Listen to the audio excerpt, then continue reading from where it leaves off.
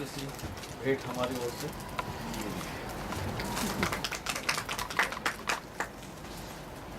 मैं स्वामी जी को विनती करता हूँ कि वो अपना प्रवचन शुरू करें और 12 बजे के बाद प्रश्नोत्तर का कार्यक्रम होगा। जिनको यहाँ बैठ के आगे कुछ प्रश्नोत्तर के कार्य में भी शामिल होना है वो भी हो सके।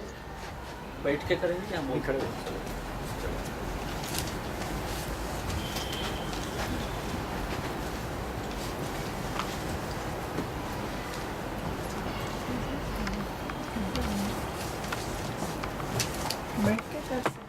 चलेगा, ठीक है।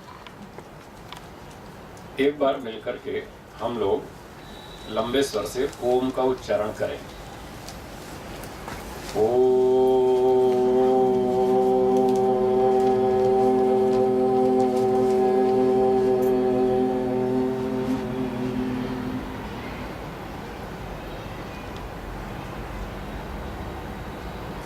उपस्थित विद्वद्गण, जैसा कि विषय बताया गया है उसी विषय पर हम कुछ चर्चा करेंगे। वैसे धारावाही प्रवचन मैं कम ही देता हूं, उसमें मेरी रुचि कम है। बातचीत करने में रुचि अधिक है। मैं कुछ बातचीत के ढंग से ही बात कहूंगा। हो सकता है बीच में कुछ मैं प्रश्न भी पूछ लूं आपसे, और बाद में आपको भी अवसर मिलेगा प्रश्न पूछने का। आप भी पूछ सकते हैं, मैं उत्तर देने का प्रयास करूंगा। ये जो मंत्र हैं ईशोपनिषद में भी हैं, यजुर्वेद के 40वें अध्याय में भी हैं, विद्या विद्या वाले। वास्तव में ये 3 मंत्रों का एक सेट है। मेरी इच्छा है मैं तीनों मंत्रों पे चर्चा करूं। उन 3 मंत्रों में पहला मंत्र है अंधन तमः प्रविशन्ति ये अविद्याम उपासते ततो भूय इव ते तमो यउ विद्यायाम रता। इस मंत्र में जहां तक मुझे याद आता है यजुर्वेद के 40वें अध्याय में ये 12वां मंत्र है।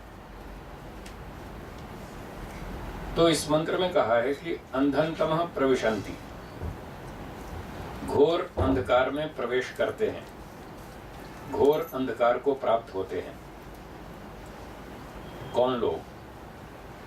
ये अविद्याम उपासते, जो अविद्या की उपासना करते हैं। जो अविद्या की उपासना करते हैं वो घोर अंधकार में जाते हैं, अर्थात बहुत दुख भोगते हैं। अपने वैदिक साहित्य में अविद्या, अंधकार, दुख, तमस, ये सब लगभग पर्यायवाची शब्द हैं। प्रसंगानुसार कहीं थोड़ा बहुत अर्थों में अंतर होता है। तो यहाँ मंत्र में ऐसा कहना चाह रहे हैं कि जो लोग अविद्या की उपासना करते हैं वे घोर अंधकार में जाते हैं, अर्थात उसका परिणाम बहुत दुख भोगना पड़ता है। जो व्यक्ति अंधकार में भटकेगा तो ठोकर खाएगा, चोट खाएगा, उसको दुख होगा। फिर अगले वाक्य में यह कहा ततो भूयः इव ते तमो, ततो भूयः, उससे भी अधिक अंधकार में, तमः, ते, वे लोग जाते हैं, यउ विद्यायाम रता, जो लोग विद्या में लगे रहते हैं। अब बड़ी अजीब सी बात है, मंत्र में कह रहे हैं जो अविद्या में रहते हैं वो तो घोर अंधकार में जाते हैं, और जो विद्या में लगे रहते हैं वो उससे भी अधिक अंधकार में जाते हैं। तो मोटे तौर पर कुछ बात जचती नहीं है, समझ में नहीं आती। ऐसा लगता है कि तो उल्टी बात कह रहे हैं। अविद्या की उपासना करने वाले, अविद्या में लगे हुए लोग अंधकार में जाएं, ये तो समझ में आता है। पर विद्या में लगे हुए, विद्या के पठन पाठन में लगे हुए लोग वो और अधिक अंधकार को प्राप्त हों, ये बात नहीं जचती। तो इस बात को महर्षि दयानंद सरस्वती जी ने इस प्रकार से स्पष्ट किया। मैं उसके उन्हीं के अनुसार कुछ बातें रखता हूं। योग दर्शन में दूसरे पाद में 5वां सूत्र है जिसमें अविद्या की परिभाषा बताई। सूत्र इस प्रकार से है महर्षि पतंजलि जी का, अनित्याशुचि दुःखानात्मसु नित्य शुचि सुखात्म ख्याति अविद्या। इस सूत्र में अविद्या के 4 भाग बताए हैं। पहला भाग है अनित्य वस्तुओं को नित्य वस्तु समझना।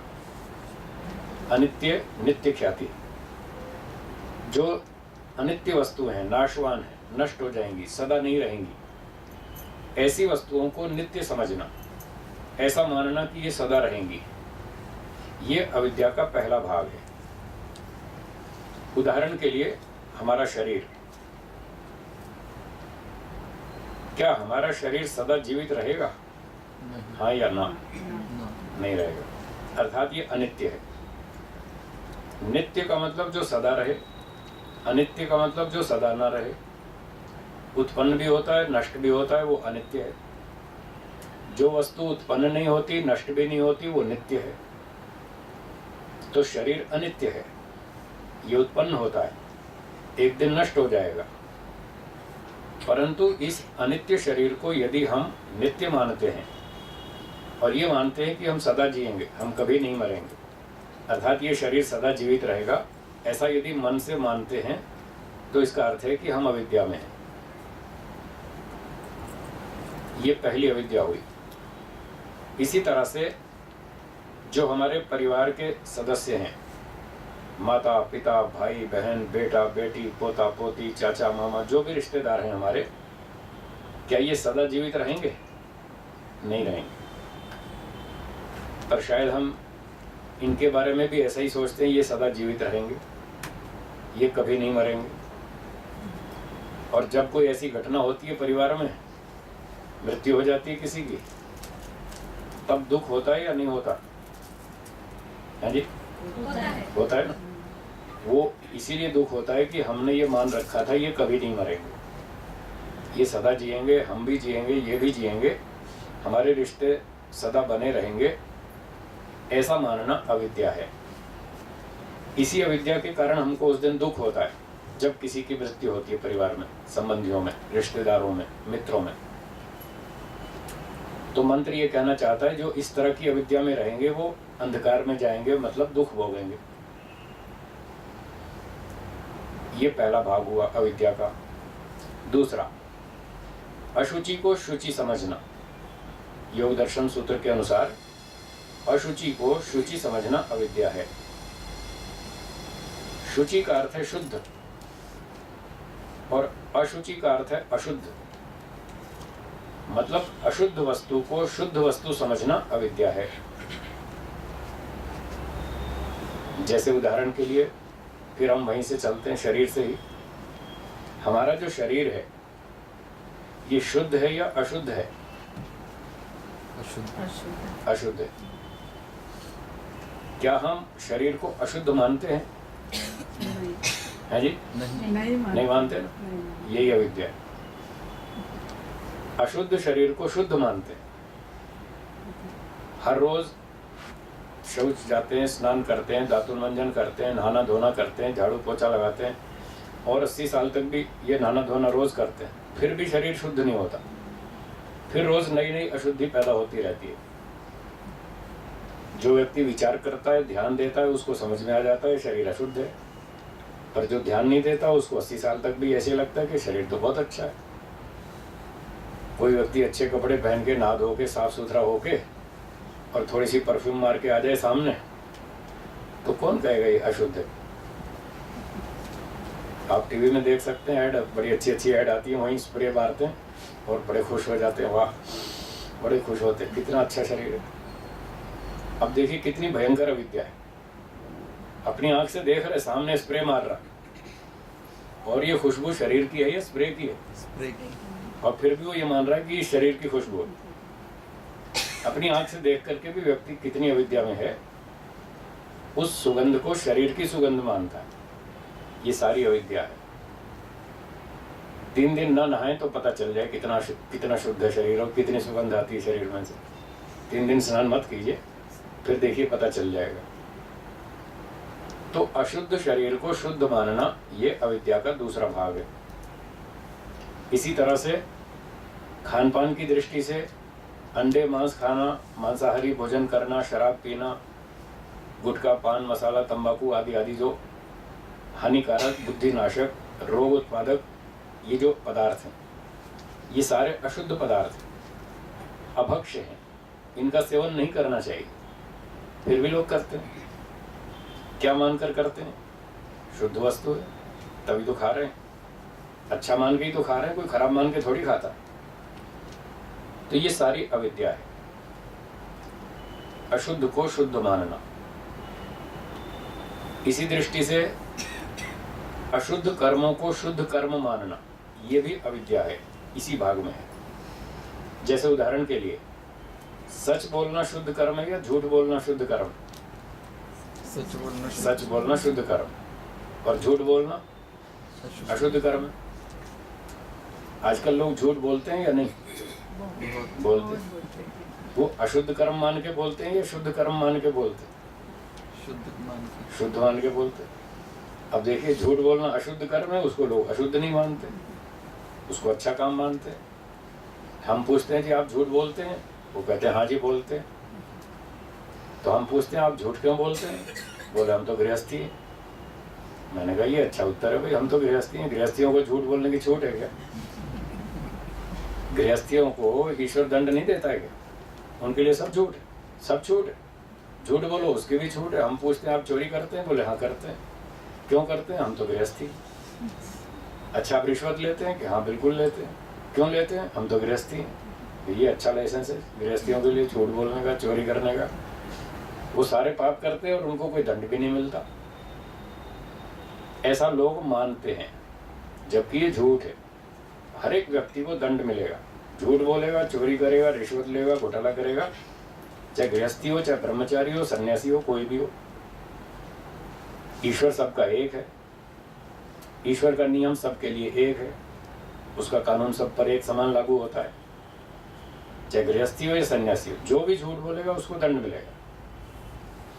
और वेदों का एक सिद्धांत है जिसकी चर्चा इस मंत्र में चल रही है कि अविद्या की उपासना करेंगे तो अंधकार में जाएंगे, ये उसका दंड है। तो सिद्धांत क्या है? आप भी बोलिए मेरे साथ, दंड के बिना कोई सुधरता नहीं है। कोई सुधरता नहीं। मुझे 35-40 साल हो गए वेद पढ़ते हुए, दर्शन पढ़ते पढ़ाते। मुझे तो ये समझ में आया कि दंड के बिना कोई सुधरता नहीं। आपको कैसा समझ में आया वो आप देखिएगा। मुझे तो ये समझ में आया, जहाँ जहाँ पर व्यक्ति को समझ में आता है कि यहाँ दंड मिलेगा, वहाँ वो गलती नहीं करेगा, गलती से बचने की कोशिश करेगा। जहाँ उसको दंड समझ में नहीं आता, वहाँ वो गलती करेगा। एक छोटा सा उदाहरण है। मैं प्राय लोगों से पूछता रहता हूँ कि आप बस में यात्रा करते हैं? बोले हाँ करते हैं। तो मैंने कहा बस में टिकट लेते हैं? बोले हाँ लेते हैं। मैंने कहा क्यों लेते हैं टिकट? आप बहुत ईमानदार हैं इसलिए लेते हैं। ऐसी बात नहीं।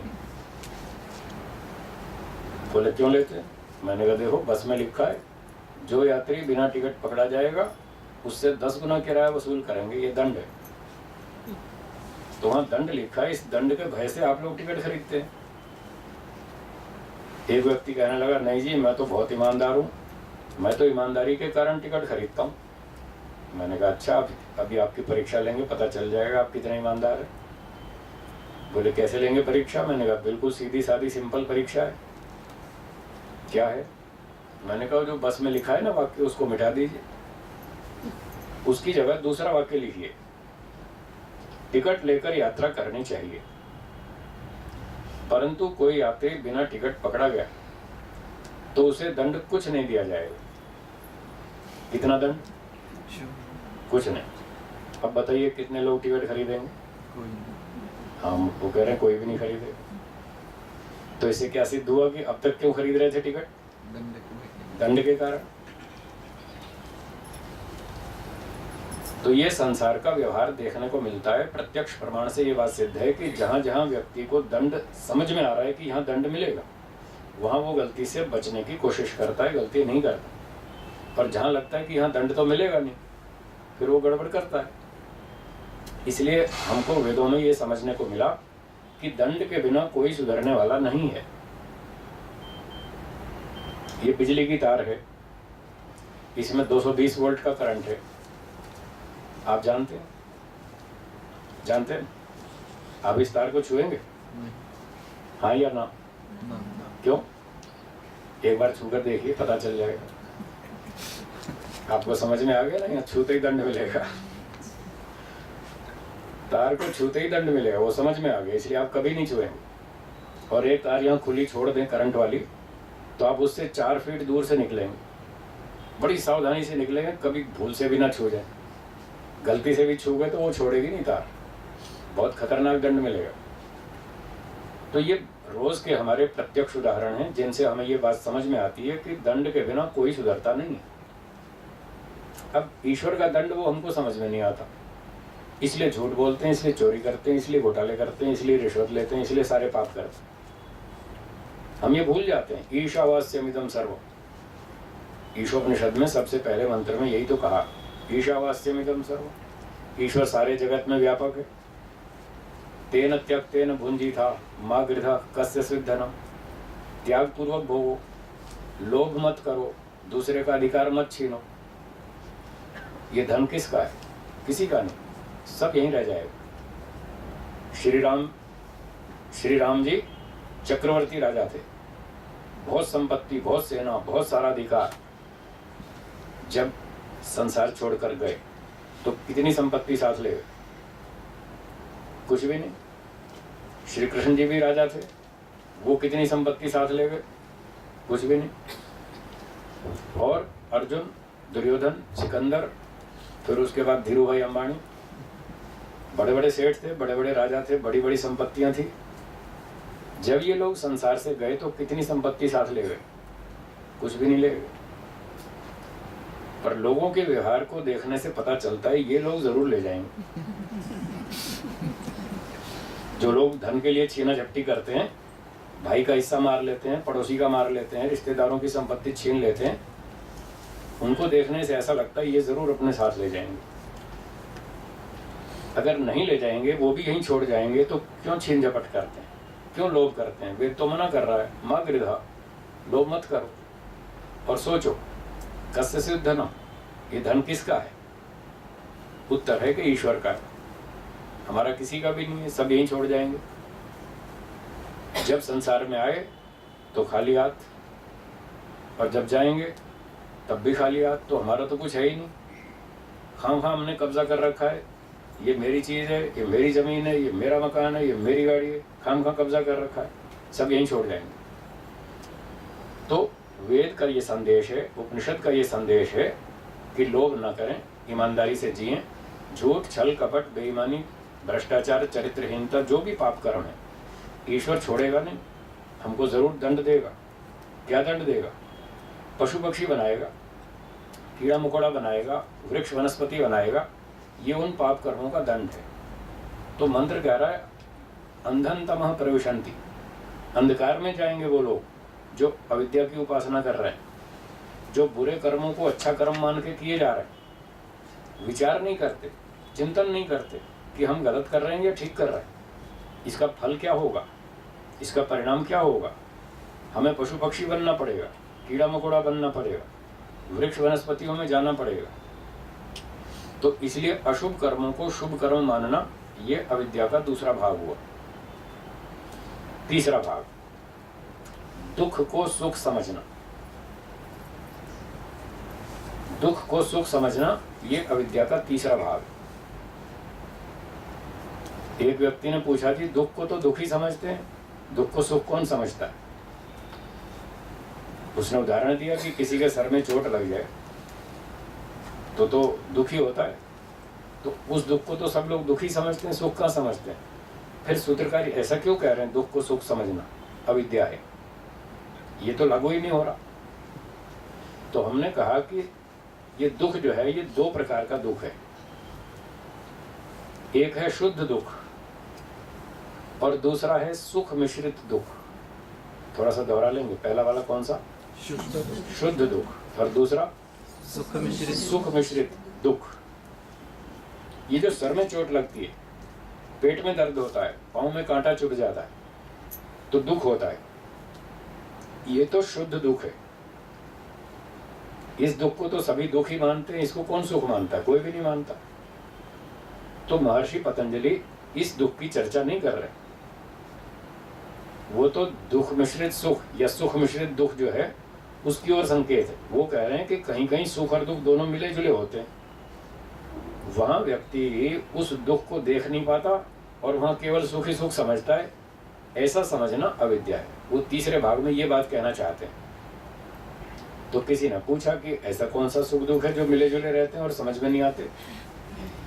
तो उन दुखों को समझाने के लिए महर्षि पतंजलि जी ने योग दर्शन के दूसरे पाद में 15वें सूत्र में उसकी स्पष्टता की है, जिसमें 4 प्रकार के दुख बताए। परिणाम दुख, ताप दुख, संस्कार दुख, गुण वृत्ति विरोध दुख। बोले ये 4 प्रकार के दुख हैं जो संसार के सुखों के पीछे छिपे रहते हैं और वो दुख दिखते नहीं। व्यक्ति उस दुख मिश्रित सुख को शुद्ध सुख मान लेता है। बस ये अविद्या है। तो मैं अधिक विस्तार में नहीं जाता हूं, संकेत मात्र में इतनी छोड़ देता हूं बात कि जो दुख और सुख मिले जुले हैं उनको केवल सुख मानना, शुद्ध सुख मानना, ये अविद्या का तीसरा भाग है। अब चौथा भाग, अनात्मसु आत्मख्याति, जड़ वस्तु को चेतन वस्तु समझना, ये चौथा भाग है अविद्या का। उदाहरण फिर मैं वहीं से शुरू करता हूं, शरीर से। ये जो हमारा शरीर है, ये जड़ है या चेतन है? जी चेतन। जो लोग चेतन मानते हैं वो कृपया हाथ ऊंचा करेंगे, जो शरीर को चेतन मानते हैं। अच्छा, जो जड़ मानते हैं वो हाथ ऊंचा करेंगे, और जिनको संशय है वो लोग हाथ ऊंचा करेंगे। तो देखिए, शरीर वास्तव में जड़ है, चेतन नहीं है। पर जब हम एक दूसरे को देखते हैं, अपना शरीर देखते हैं, दूसरे का देखते हैं, तो क्या हमको जड़ प्रतीत होता है? नहीं। दिखता तो चेतन ही, ऐसा ही लगता है कि चेतन है। अच्छा भला हिलता है, जुलता है, खाता है, पीता है, नाचता है, गाता है, सब कुछ काम करता है। तो ये जड़ कैसे हुआ? ये टेबल जड़ है, न हिलती है, न नाचती है, न खाती है, न पीती है, कुछ भी नहीं करती। ये तो जड़ है, समझ में आता है। दीवारें जड़ हैं, पंखे जड़ हैं, सब कुछ जड़ है, कार मोटर गाड़ी सब जड़ है। पर शरीर जड़ कैसे हो सकता है? वो तो अच्छी तरह से नाचता, गाता, खाता, पीता, बोलता, चलता है। जबकि सच्चाई ये है कि शरीर भी जड़ है। जड़ चेतन का अंतर क्या?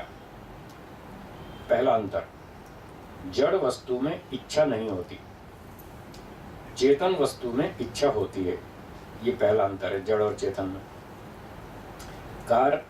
कार में इच्छा है? नहीं।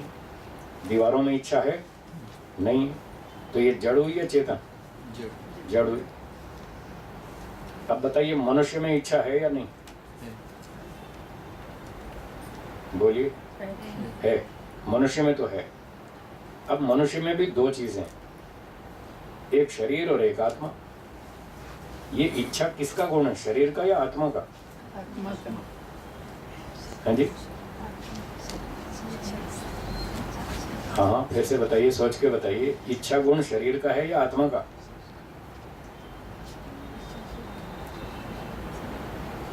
नहीं मालूम। तो उत्तर है कि ये आत्मा का गुण है, शरीर का गुण नहीं है इच्छा। यदि शरीर का गुण होता इच्छा, तो मृत शरीर में इच्छा पाई जानी चाहिए, डेड बॉडी में इच्छा होनी चाहिए। शरीर तो वो भी है। क्या डेड बॉडी में इच्छा होती है? नहीं होती। इसका अर्थ हुआ कि इच्छा गुण शरीर का नहीं है। जब व्यक्ति जीवित है तब उसमें शरीर के साथ साथ एक आत्मा नाम की और दूसरी चीज है जो शरीर के अंदर है, उसका गुण था इच्छा। जब आत्मा शरीर छोड़ के निकल गया तो इच्छा भी साथ चली गई। जो गुण जिस द्रव्य में रहता है वो उसके साथ रहता है। यदि वो द्रव्य गया तो गुण भी साथ जाएगा। इच्छा गुण आत्मा में था, आत्मा शरीर छोड़ के चली गई, तो साथ में उसके इच्छा आदि गुण भी सब चले गए। तो जड़ वस्तु में इच्छा नहीं होती, चेतन में इच्छा होती है। इस प्रकार से शरीर में इच्छा नहीं पाई जाती। तो क्या सिद्ध हुआ, शरीर जड़ हुआ या चेतन है जी? इच्छा गुण शरीर में नहीं पाया गया, नहीं सिद्ध हुआ, तो फिर शरीर को क्या माने, जड़ या चेतन? जड़ माने। दूसरा अंतर है द्वेष। जड़ और चेतन में दूसरा अंतर है द्वेष। द्वेष, जेलसी, जलन, ईर्ष्या। जड़ वस्तु में द्वेष नहीं होता और चेतन में द्वेष होता है। दो कुत्तों के बीच में एक रोटी डाल दीजिए, फिर देखिए क्या होता है? झगड़ा होगा ना? क्यों? उनमें द्वेष है। और ये द्वेष किस में रहता है? आत्मा में। दो कुत्तों में आत्मा है, इसलिए उनमें द्वेष है, और एक रोटी डाल दो तो वो झगड़ा करते हैं। दो कुत्ते लड़ते हैं, दो बकरियां लड़ती हैं, दो गाय लड़ती हैं, दो भैंसें लड़ती हैं, अब तो दो मनुष्य भी लड़ते हैं। इन्होंने भी पशुओं जैसा व्यवहार बना लिया, मनुष्यों ने भी। ये तो लड़ाई झगड़ा करना, छीना झपटी करना, ये तो पशुओं का स्वभाव है, मनुष्यों का नहीं। मनुष्य के लिए तो शास्त्रों में लिखा है, मत्वा कर्माणि सेवयन्ति। जो मनन करके कर्म करते हैं, विचार पूर्वक कर्म करते हैं, बुद्धिमत्ता से काम करते हैं, वो मनुष्य हैं। और ये तो पशुओं की तरह लड़ रहे हैं। तो इनका डिजाइन नक्शा भले ही मनुष्य वाला हो, पर इनको मनुष्य नहीं कह सकते। जो लड़ाई झगड़ा करते हैं, छीना झपटी करते हैं, झूठ बोलते हैं, चोरी करते हैं, ये कोई मनुष्य थोड़ी। इसलिए वेद में कहा मनुर्भव, है ना वचन? मनुर्भव, मनुष्य बनो। तो लोग पूछते हैं, साहब मनुष्य तो पहले से ही है, फिर और क्यों कह रहे हैं मनुष्य बनो? मनुष्य हम पहले से हैं, फिर हमें क्यों उपदेश दिया मनुष्य बनो? हम केवल मनुष्य का शरीर धारण किए हुए हैं, मनुष्यता अभी नहीं आई। वो मनुष्यता लाने के लिए उपदेश दिया जा रहा है कि मनुष्य बनो, लड़ाई झगड़ा मत करो, प्रेम से रहो, सभ्यता से रहो, सच बोलो, ईमानदारी से जियो। ये है मनुष्यता। वो मनुष्यता जब तक नहीं आएगी तब तक हम मनुष्य नहीं कहलाएंगे। भले ही शरीर मनुष्यों वाला हो, इससे कोई मनुष्य नहीं बन जाता। तो खैर, बात चल रही थी हमारी, शरीर जड़ है और आत्मा चेतन है। चेतन और जड़ के दो अंतर बताए। पहला क्या बताया? इच्छा। और दूसरा द्वेष। तीसरा लक्षण, तीसरा है प्रयत्न। जड़ वस्तु स्वयं प्रयत्न नहीं करती। प्रयत्न का मतलब स्वयं क्रिया करना, सेल्फ मोशन, स्वयं गति करना। जड़ वस्तु स्वयं गति नहीं करती है, चेतन वस्तु स्वयं गति करती है। तो शरीर जड़ है, वो स्वयं नहीं हिलता डुलता। हाथ, पांव, आंख, नाक, कान, सारी इंद्रियां, ये सब शरीर के भाग हैं। ये शरीर, इंद्रियां, मन, बुद्धि सब जड़। चेतन तो केवल एक आत्मा है, पर दूसरा ईश्वर है, परमात्मा। उसको तो हम अभी छोड़ देते हैं, परमात्मा की बात नहीं कर रहे। अभी हम आत्मा और शरीर की बात कर रहे हैं। इन दो की तुलना है। इन दो में आत्मा चेतन है और शरीर जड़ है। हाथ भी, हाथ जड़ है या चेतन है? देखिए, हाथ चलता है, ऊपर जाता है, नीचे जाता है, क्रिया करता है या नहीं कर रहा है ना? तो इसको जड़ माने या चेतन है जी? जड़ माने। क्यों? ये तो क्रिया तो कर रहा है। कभी दाएं चलता है, कभी बाएं चलता है, कभी ऊपर जाता है, कभी नीचे आता है, क्रिया तो कर रहा है। फिर जड़ कैसे हुआ? अपनी इच्छा से नहीं करता। राइट, बिल्कुल सही उत्तर दिया आपने। ये हाथ अपनी इच्छा से क्रिया नहीं कर रहा, किसी और की इच्छा से, किसी और के प्रयत्न से ये हाथ क्रिया कर रहा है, इसलिए हाथ जड़ हुआ। जैसे कार चलती है, गति तो उसमें भी है, पर वो अपने आप नहीं चलती, कोई दूसरा चलाता है। तो जो चलाता है वो चेतन है, और जो चल रहा है किसी के चलाने से, वो जड़ है। कार जड़ है, स्कूटर जड़ है, बाइक जड़ है, शरीर भी जड़ है, वो स्वयं नहीं चलता, आत्मा उसको चलाता है। ऐसे ही मन भी जड़ है, मन भी स्वयं कुछ नहीं करता, वो भी एक मशीन है, एक इंस्ट्रूमेंट है, एक साधन है। ऐसे ही बुद्धि है, वो भी जड़ है, वो भी अपने आप कुछ नहीं करती, आत्मा उसका संचालक है। इन सारी जड़ चीज़ों का संचालक चेतन आत्मा है। मन, बुद्धि, शरीर, इंद्रियां, ये सब जड़ वस्तु है। तो ये बात चल रही थी जड़ चेतन की। तीसरा अंतर हुआ, जो स्वयं क्रिया करे वो चेतन, और जो स्वयं क्रिया न करे वो जड़। तो शरीर जड़ हुआ, वो स्वयं क्रिया नहीं करता, शरीर में कोई इच्छा नहीं, शरीर में कोई द्वेष नहीं। चौथी बात, सुख का अनुभव करना। चौथी बात क्या? सुख का अनुभव करना। चेतन वस्तु सुख का अनुभव करती है, जड़ वस्तु सुख का अनुभव नहीं करती।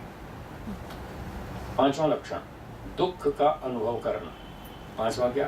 दुख का अनुभव करना। जड़ वस्तु दुख का अनुभव नहीं करती है, चेतन वस्तु दुख का अनुभव करती है। स्कूटर, कार, बाइक सब जड़ है। इनको एयर कंडीशन रूम में खड़ा कर दें तो क्या सुखी हो जाएंगे? नहीं हो। और सारा दिन धूप में खड़ा कर रखें तो दुखी हो जाएंगे। ये सुखी दुखी नहीं होते, जड़ वस्तु हैं। आप और हम चेतन, हमको अच्छे एयर कंडीशन में बिठा देंगे तो अच्छा लगेगा, सुख होगा, और हमको धूप में खड़ा कर दिया आधे घंटे तो परेशान हो जाएंगे, दुखी हो जाएंगे। ये सुख दुख की अनुभूति। चौथा और पांचवा लक्षण, जड़ चेतन का अंतर। एक छठा अंतर और है, वो है ज्ञान, नॉलेज। जड़ वस्तु में ज्ञान नहीं होता, चेतन में ज्ञान होता है। चेतन वस्तु सोचती है, विचार करती है, अच्छा क्या, बुरा क्या, हानि क्या, लाभ क्या, करूं या नहीं करूं, ये सारा चिंतन करना और कई नई नई बातें सीखते रहना, ये चेतन का लक्षण। जड़ वस्तु में ज्ञान नहीं होता, वो सोच नहीं सकती, विचार नहीं कर सकती, हानि लाभ को नहीं समझती, अच्छे बुरे का अंतर नहीं पहचानती, वो जड़ वस्तु है।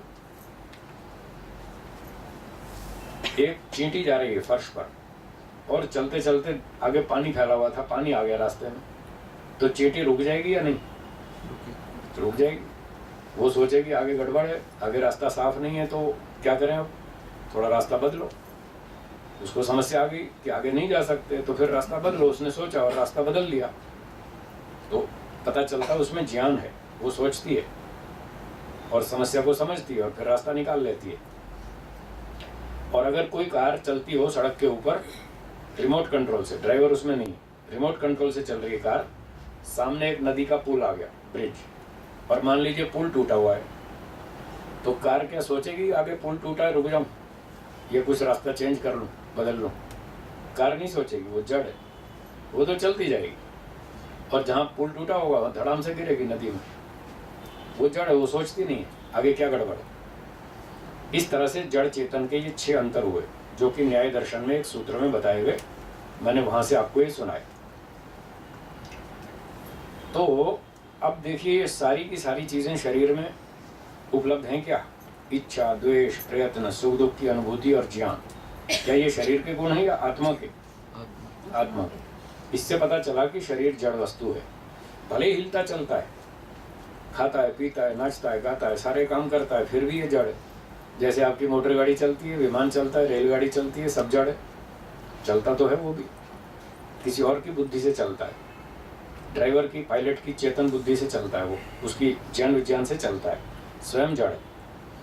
ऐसे ही शरीर भी चलता है, आत्मा की चेतनता के कारण उसकी प्रेरणा से चलता है, पर स्वयं ये शरीर जड़ है। अब जब हम व्यवहार में निकलते हैं, एक दूसरे को देखते हैं, बातचीत करते हैं, लेन देन करते हैं, तो हमें वो शरीर सामने वाला जड़ नहीं दिखता, हमको तो चेतन ही दिखता है। बस इसी का नाम अविद्या है। ये चौथी अविद्या, जड़ शरीर को चेतन मानना, चौथी अविद्या। इसी तरह से अगला प्रश्न, मन जड़ है या चेतन? है जी, बहुत कंफ्यूजन, बड़ा संशय है। कईयों को चेतन दिखता है, किसी किसी को जड़ भी दिखता है, पर अधिकांश लोगों को चेतन ही दिखता है। इसीलिए तो शिकायत है कि साहब क्या करें, मन बड़ा चंचल है, ये मानता नहीं। एक दिन मैं टैक्सी में बैठा हुआ था, तो 2 घंटे का रास्ता था, जंगल का रास्ता था, तो टैक्सी वाला बोर हो रहा था। उसने क्या किया, टाइम पास करने के लिए कैसेट बजे, सीडी लगा दी। अब उसमें गीत बजने लगा। गीत में क्या बोल रहे थे, दिल है कि मानता नहीं। मुझे बड़ा अजीब सा लगा, मैंने कहा क्या गीत बनाते हैं, दिल है कि मानता नहीं। क्यों भाई, दिल जड़ है या चेतन है जी? जड़ है।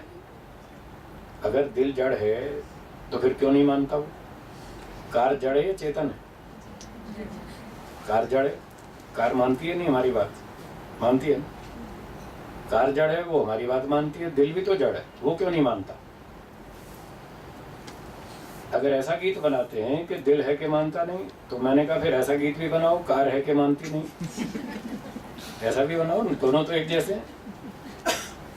अब आप सोचिए, अगर कोई गीतकार ऐसा गीत बना दे, कार है कि मानती नहीं, बाइक है कि मानती नहीं, तो लोग क्या समझेंगे, पागल हो गए, इसका दिमाग खराब हो गया। कार कैसे नहीं मानती भाई, कार तो जड़ है, स्कूटर जड़ है, बाइक जड़ है, दिल भी जड़ है, वो भी मानना चाहिए। तो फिर ये शिकायत क्यों, दिल है कि मानता नहीं, मन क्यों नहीं मानता? इसलिए कि मन के बारे में हम समझ नहीं पाए। कार के बारे में समझ लिया, कार जड़ है, हमने उसको चलाना सीख लिया, हमने उसको रोकना सीख लिया, हमने कार को मोड़ना भी सीख लिया। अपनी इच्छा अनुसार हम चाहे जैसा चलाते हैं कार को, क्योंकि उसका हमने संचालन सीख लिया। पर मन के बारे में नहीं सीखा। मन कैसे चलता है, मन कैसे रुकता है, मन को कैसे मोड़ा जाता है, वो हमने सीखा नहीं। इसलिए मन के बारे में ये शिकायत है कि साहब मन बड़ा चंचल है, ये हमको भटकाता रहता है, ये मानता ही नहीं हमारी बात। अगर मन के बारे में भी सीख लें कि मन कैसे चलता है, मन कैसे रुकता है, मन को कैसे मोड़ा जाता है, अगर इतना सीख लें तो मन की शिकायत भी खत्म। जैसे कार के बारे में कोई शिकायत नहीं, स्कूटर बाइक के लिए कोई शिकायत नहीं, मन की भी शिकायत नहीं रहेगी। तो वास्तव में मन भी जड़ है, आत्मा चेतन है, वो मन को चलाता है, वो मन में विचार उठाता है, जैसी इच्छा होती है वैसे उठाता है। मन में विचार क्यों उठते हैं और कैसे उठते हैं, उसका एक कारण है इच्छा। बिना इच्छा के मन में कोई विचार नहीं उठेगा। अब वो हमने सीखा नहीं, इसलिए मालूम नहीं।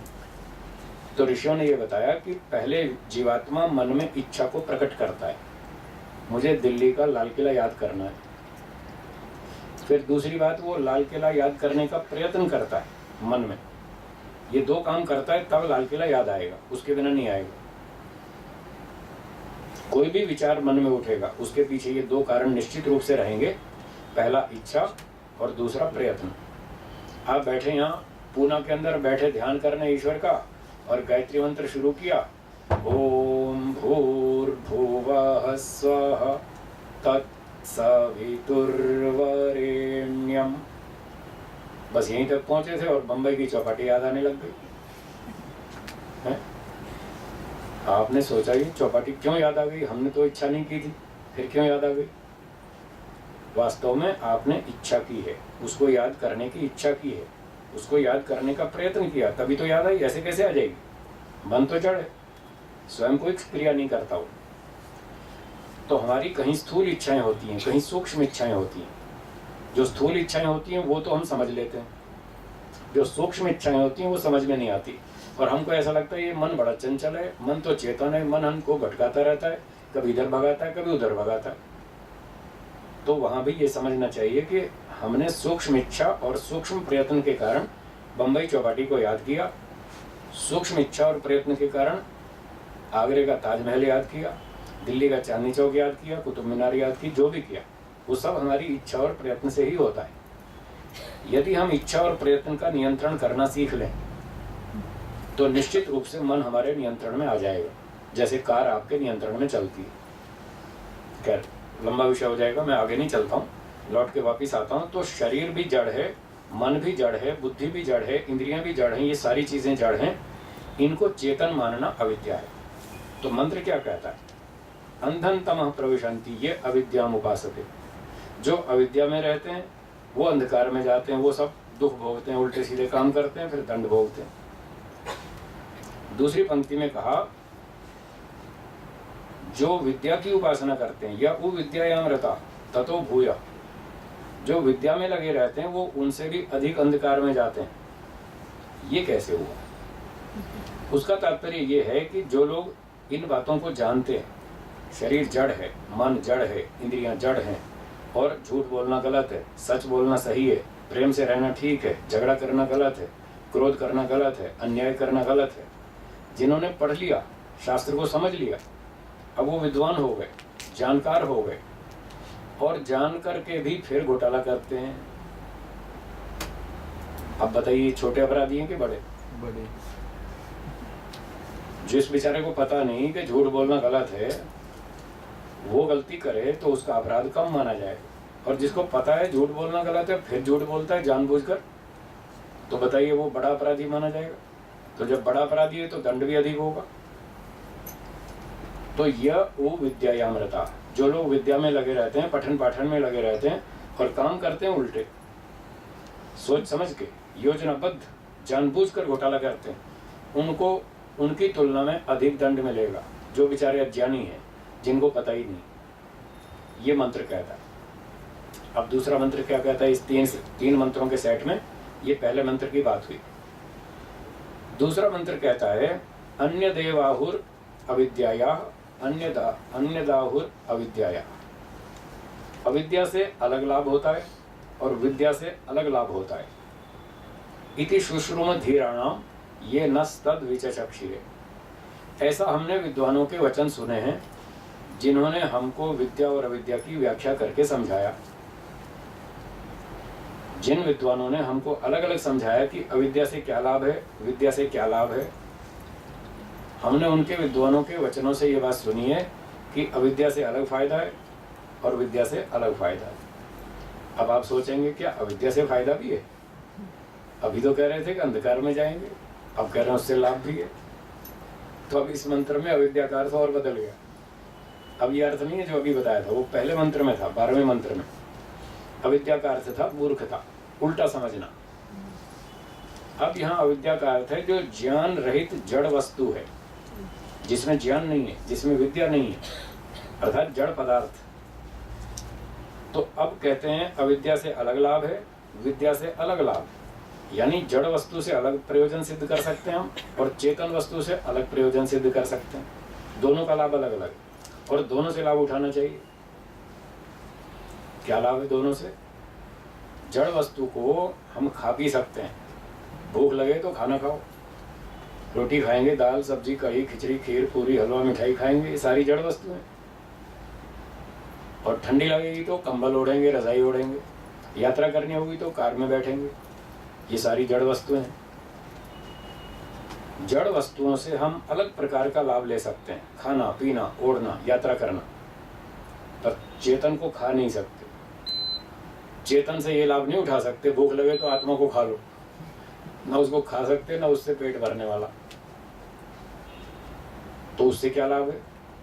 उससे ये लाभ है कि हम गुरुजनों से विद्या पढ़ सकते हैं, वो चेतन है, उनके पास बहुत सारी टेक्नोलॉजी है, बहुत सारी जानकारी है। कोई कपड़े सिलना जानता है, वो हमको कपड़े सिलना सिखा देगा, दर्जी। कोई सुनार है, वो हमको आभूषण बनाना सिखा देगा।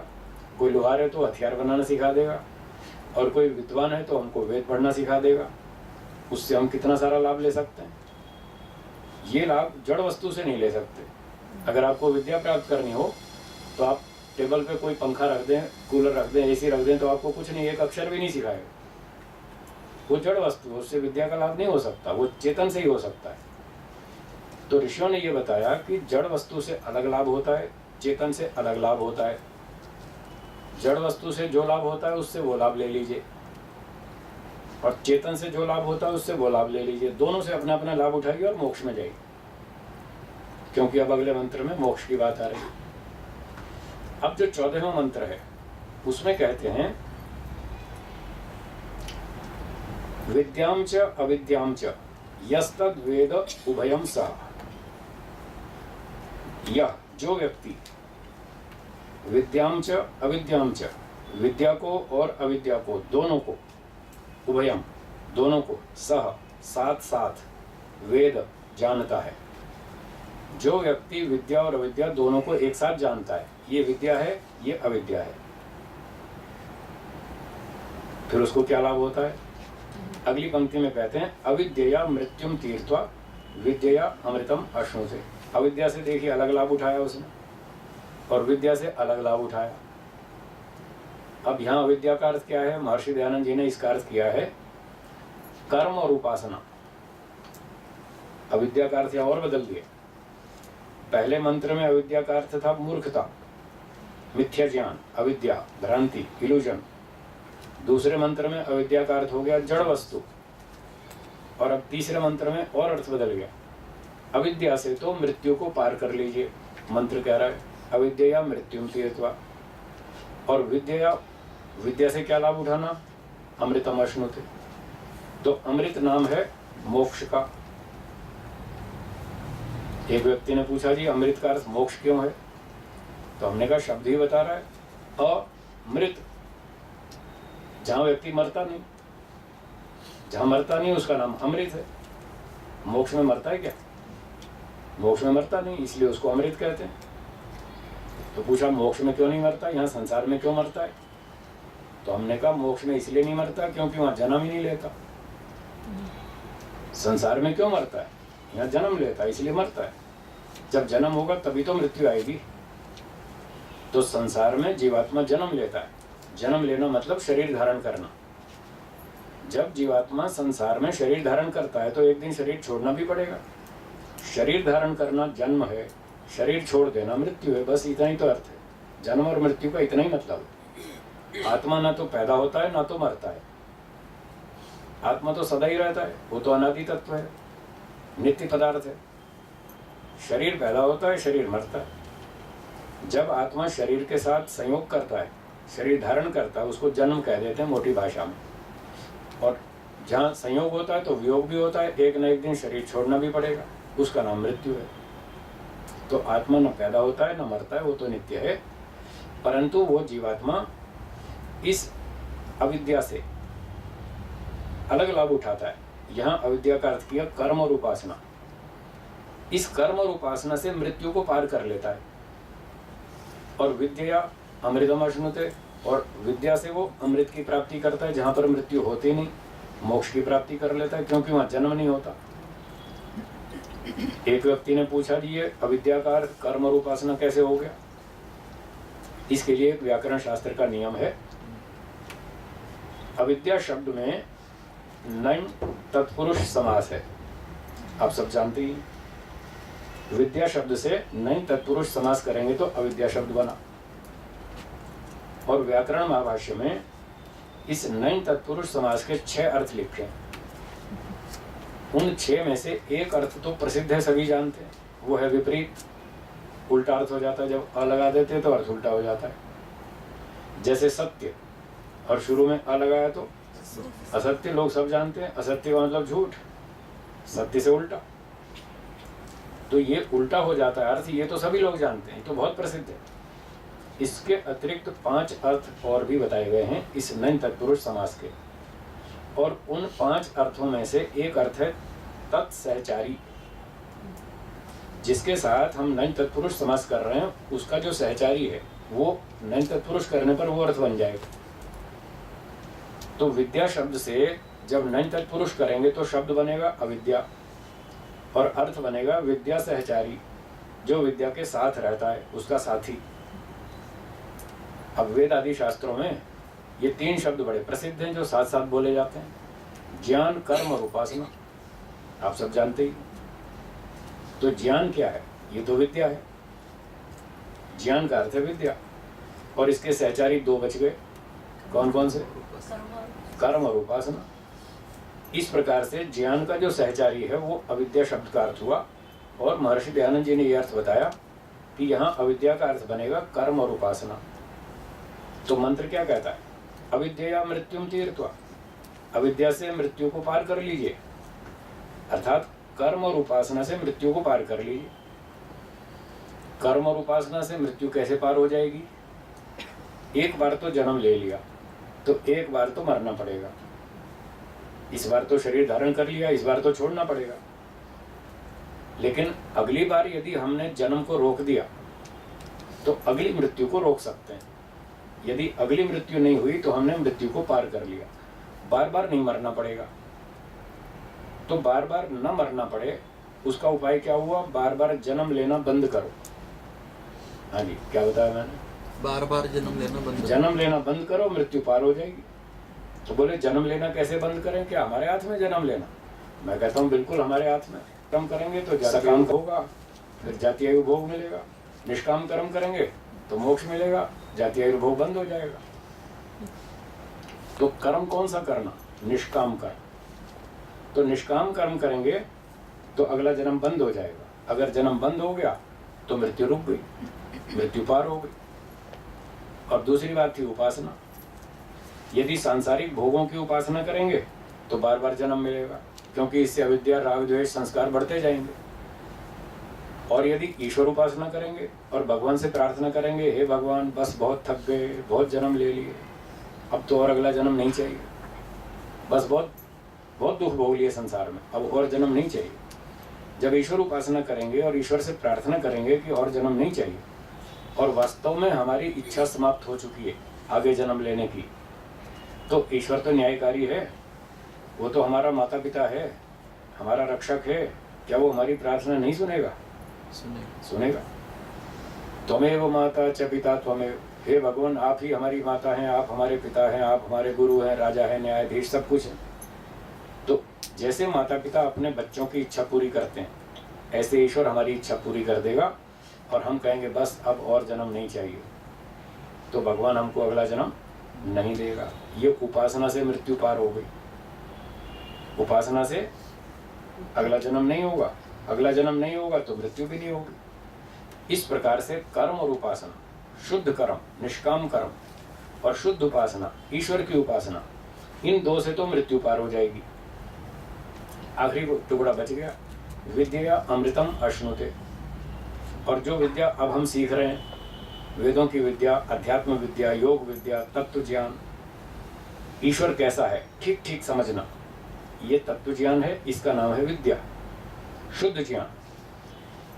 जो पहले मंत्र में अविद्या का अर्थ बताया था मूर्खता, उसको उल्टा कर दीजिए, बुद्धिमत्ता, सत्य को जानना, सत्य को स्वीकार करना, जो वस्तु जैसी हो उसको वैसा जानना, मानना, स्वीकार करना और वैसा ही आचरण करना, ये है विद्या। तो जब हम ठीक ठीक जानेंगे संसार दुखदायक है और जीवात्मा लोग भी ऐसे ही हैं, झूठ छल कपट धोखेबाजी करते हैं, कोई किसी पे भरोसा करना आज कठिन है, तो जीवात्मा भी ऐसे ही है दुखदायक, संसार में भी बहुत सारा दुख है। केवल ईश्वर ही ऐसा है जिससे हमें 100% सुख मिल सकता है, बस वही ठीक है। जब ये तीन बातें हमको ठीक समझ में आ जाएंगी, इसका नाम है विद्या। जब ये विद्या प्राप्त हो जाएगी, शुद्ध ज्ञान हो जाएगा, तत्व ज्ञान हो जाएगा, बस फिर हमारा मोक्ष हो जाएगा। मृत्यु तो पार हो ही चुकी है, कर्म और उपासना से मृत्यु तो पार हो ही गई। इस शुद्ध ज्ञान विज्ञान से हमको ईश्वर का आनंद मिलेगा मोक्ष में। इसलिए कहा विद्या अमृतम अश्नुते। व्यक्ति इस विद्या से, शुद्ध ज्ञान से, तत्व ज्ञान से मोक्ष में आनंद की प्राप्ति करता है, ईश्वर उसको अपना आनंद देता है। तो ये चर्चा पूरी हो गई, समय भी पूरा होने वाला है, प्रवचन को विराम देता हूँ। अब शंका समाधान के लिए मेरा आपसे आवेदन निवेदन, जिनको प्रश्न पूछने हो पूछ सकते हैं, मौखिक भी लिखित भी, जैसे आपकी इच्छा हो वैसे पूछ सकते हैं।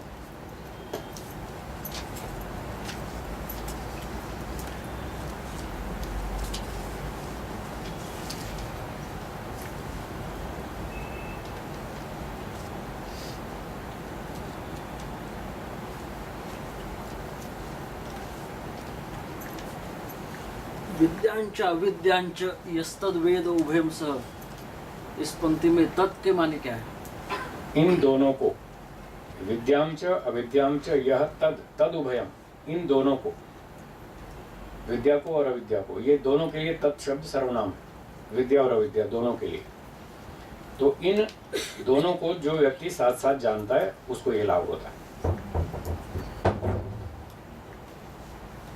जी बोलिए। हाँ बोलिए। इच्छा धारण करने वाली आत्मा, तो जन्म लेने की इच्छा उसमें क्यों पैदा होती है? जी बहुत अच्छा प्रश्न है कि आत्मा में जन्म लेने की इच्छा क्यों उत्पन्न होती है।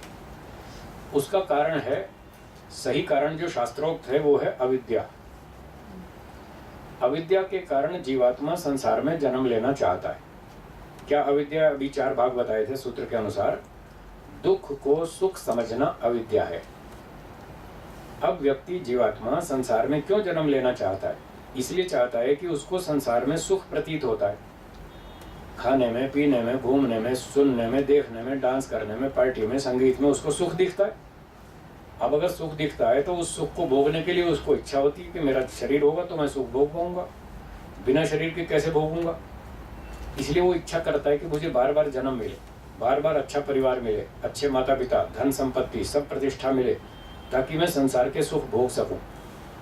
इस अविद्या के कारण वो जन्म लेने की इच्छा करता है। वो ये भूल जाता है कि मुझे 4 सुख तो मिलेंगे पर 24 दुख भी तो मिलेंगे साथ में, ये भूल जाता है। इसलिए उसको बार बार जन्म लेने की इच्छा होती है। धीरे धीरे जब उसको अच्छी तरह समझ में आता है कि यहाँ एक सुख के पीछे 4 दुख हैं, तो उसकी इच्छा घटने लगती है, नहीं चाहिए नहीं चाहिए, फिर इच्छा घटती जाती है। जैसे जैसे अविद्या नष्ट होती जाती है, वो जन्म लेने की इच्छा और कम होती जाती है, और जब पूरी समाप्त हो जाती है, पूरा तत्व ज्ञान ठीक हो जाता है कि संसार में सब जगह दुख ही दुख है। महर्षि कपिल जी ने सांख्य दर्शन में एक छोटा सा सूत्र बनाया, आप भी बोलिए मेरे साथ, कुत्रापि त्रापि कोपि कोपि सुखी न। सुखी न। अब बताइए कितने सरल शब्द हैं, आप सभी समझ गए होंगे। दुनिया में कहीं भी कोई भी आदमी सुखी नहीं। तो जब उसको ये तत्व ज्ञान हो जाता है सारे ही दुखी है, तो वो फिर सोचता है मैं फिर क्यों बार बार जन्म लिया, फिर मैं आऊँगा तो फिर दुख भोगना पड़ेगा।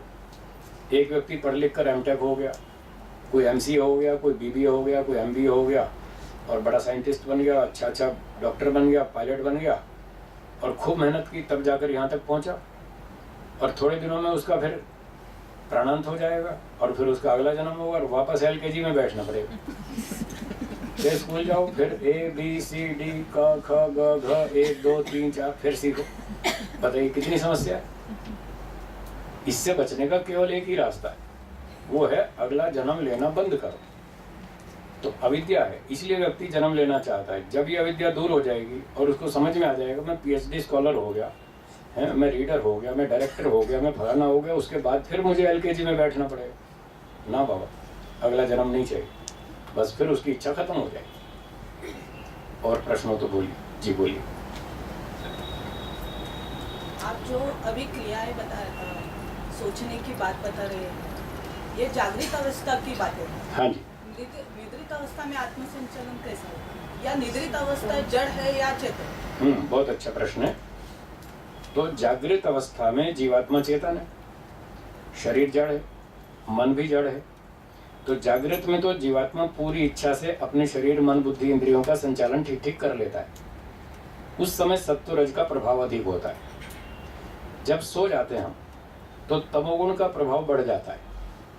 जब तमोगुण का शरीर, मन, बुद्धि पे प्रभाव बढ़ जाता है तो फिर आत्मा उतनी अच्छी तरह से उसका नियंत्रण नहीं कर पाता। उसके नियंत्रण से सारी बात कंट्रोल में नहीं रहती, बहुत सारी बाहर चली जाती है। तो निद्रा में तो वो सोता ही रहता है, उस समय तो कोई खास क्रिया करता नहीं। हाँ, बीच में एक स्वप्नावस्था आती है। उस स्वप्नावस्था में मन के ऊपर जीवात्मा का पूरा नियंत्रण नहीं होता, और मन में बहुत सारे संस्कार पड़े हैं, ढेरों, इस जन्म के भी और पिछले भी। वो संस्कार तमोगुण के कारण निद्रा में, सुषुप्ति में, स्वप्नावस्था में तमोगुण के दबाव से और किन्हीं कारणों से वो संस्कार जागते हैं। जब नींद कच्ची हो जाती है, गहरी नींद नहीं होती, उस समय वो संस्कार जागते हैं और उन संस्कारों से स्वप्न दिखाई देता है। तो उस समय भी जीवात्मा की मूल क्रिया तो रहती ही है। तमोगुण के कारण यद्यपि पूरा नियंत्रण नहीं होता, पर स्वप्नावस्था में भी जो उसको चित्र आदि दिखते हैं, दृश्य दिखते हैं, उसमें भी उसकी अपनी इच्छा तो होती ही है। इच्छा के बिना कुछ नहीं होता, क्योंकि जो मृत व्यक्ति है उसको ना कोई स्वप्न आता है, ना कोई और हलचल होती है, ना कोई और क्रिया होती है। अब ये सब क्यों नहीं हो रहा, क्यों नहीं आ रहा स्वप्न? आत्मा है ही नहीं, तो स्वप्न कौन देखेगा, मन का संचालन कौन करेगा? तो वहां भी आत्मा की ही प्रेरणा से सब चित्र आदि दिखते हैं, संस्कारों की वजह से। थकता कौन है, शरीर या आत्मा? थकता कौन है? जब सोता है, हाँ, तो थकता कौन है, शरीर या आत्मा? बहुत अच्छा प्रश्न है। इससे इसका उत्तर समझने के लिए मैं एक काउंटर क्वेश्चन करना चाहता हूँ, उसका उत्तर आप सोचिए। खाता कौन है, शरीर या आत्मा? शरीर खाता है।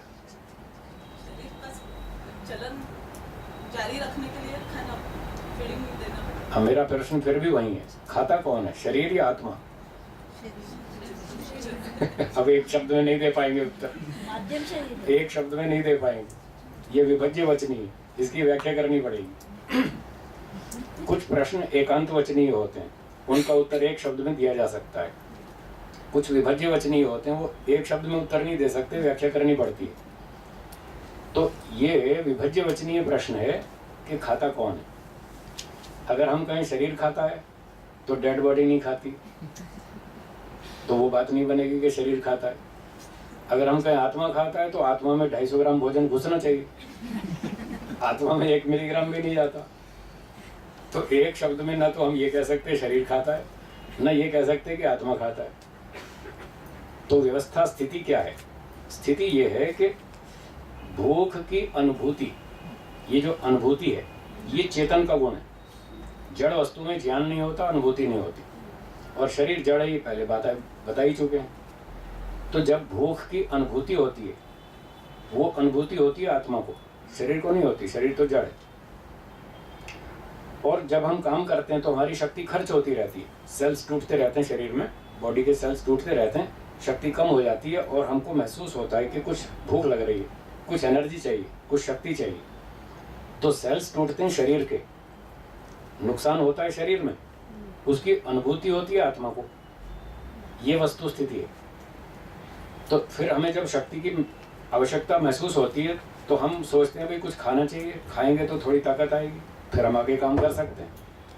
तो इस प्रकार से हानि ह्रास होता है शरीर का, अनुभूति होती है आत्मा को। फिर आत्मा क्या करता है, वो खा लेता है। तो खाने पर क्या होता है, भोजन तो पेट में चला जाएगा, वो तो शरीर का भोजन है, रोटी दाल सब्जी।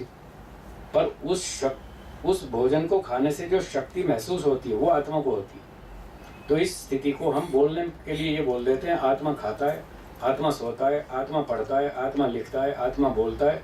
उपनिषद में साफ लिखा है, एषा जागृति, एषा स्वपिति, एषा हसति, एषा चलति, एषा पश्यति। सब जीवात्मा ही करता है, पर उसकी व्याख्या करनी पड़ेगी कि शरीर को साथ जोड़ के ये सारी क्रियाएं करता है। बिना शरीर के अकेला नहीं कर सकता, और बिना आत्मा के शरीर भी नहीं कर सकता, दोनों अधूरे।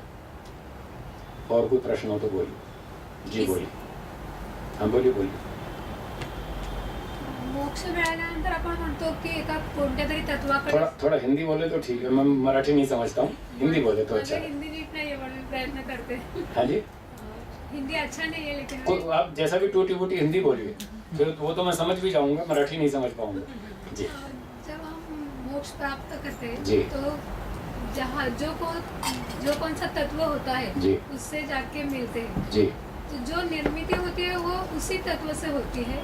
तो फिर वो निर्मिति विद्या कैसे होती है, अविद्या कैसे होती है? किसकी निर्मिति? जिस तत्व से मोक्ष मिलने के बाद हम ऐसा कौन सा तत्व है, तेज है, उस तेज में मिल जाते हैं। जी नहीं, मोक्ष ऐसा नहीं है। वेद ऐसा मोक्ष नहीं कहता है। वेद ये कहता है मोक्ष का अर्थ है मुक्ति। मुक्ति का मतलब छूट जाना। किससे छूट जाना? दुखों से छूटना। और दुख से कैसे छूटेंगे? जब जन्म से छूटेंगे। महर्षि गौतम जी ने न्याय दर्शन में पहले चैप्टर में, पहले आनेक में, दूसरे सूत्र में ये व्याख्या की है कि मोक्ष कैसे होता है, उसका प्रोसीजर क्या है। वो कहते हैं कि हमारी सबसे बड़ी समस्या है दुख, और जब तक आप दुख का कारण नहीं हटा देंगे तब तक दुख हटेगा नहीं। दुख से छूटने का नाम मोक्ष है। तो उन्होंने कहा भाई मोक्ष तक कैसे पहुंचे? उन्होंने कहा इसका कारण ढूंढो और कारण को हटाते जाओ, आपका मोक्ष हो जाएगा। तो वहाँ 5 शब्द हैं। पहले अध्याय का पहला आनिक और दूसरा सूत्र है, वो 5 शब्द आप भी मेरे साथ बोलिए। पहला शब्द है दुख, दूसरा जन्म, तीसरा प्रवृत्ति, चौथा दोष, पांचवा मिथ्या ज्ञान। सूत्र है दुख जन्म प्रवृत्ति दोष मिथ्या ज्ञानानाम उत्तरोत्तरापाये तद अनंतर अपायाद अपवर्ग। ये अपवर्ग प्राप्ति की, मोक्ष प्राप्ति की प्रक्रिया बताई। तो कहते हैं दुख को हटाना हो तो उसके कारण को हटाइए। उसका कारण है जन्म। बस मैं यही कह रहा था, जब तक जन्म लेंगे तब तक दुख आएगा। इस दुख से छूटने का एक ही रास्ता है कि अगला जन्म लेना बंद करो। अगर अगला जन्म नहीं हुआ तो ना स्कूल जाना पड़ेगा, ना भूख लगेगी, ना प्यास लगेगी, ना गर्मी, ना ठंडी, ना सर्दी, ना जुकाम, ना बोर्ड, कोई बाढ़, भूकंप, आंधी तूफान, कुछ समस्या नहीं, सारी समस्याएं खत्म। इन सारे दुखों का कारण है जन्म लेना। तो जन्म इसका कारण हुआ। फिर बोले जन्म क्यों होता है? उसका कारण बताया प्रवृत्ति। यहाँ प्रवृत्ति का अर्थ है सकाम कर्म। जब तक सकाम कर्म करेंगे तब तक जन्म मिलेगा, जब तक जन्म मिलेगा तब तक दुख आएगा। तो बोले सकाम कर्म क्यों करते हैं, इसका क्या कारण? उसका कारण बताया दोष।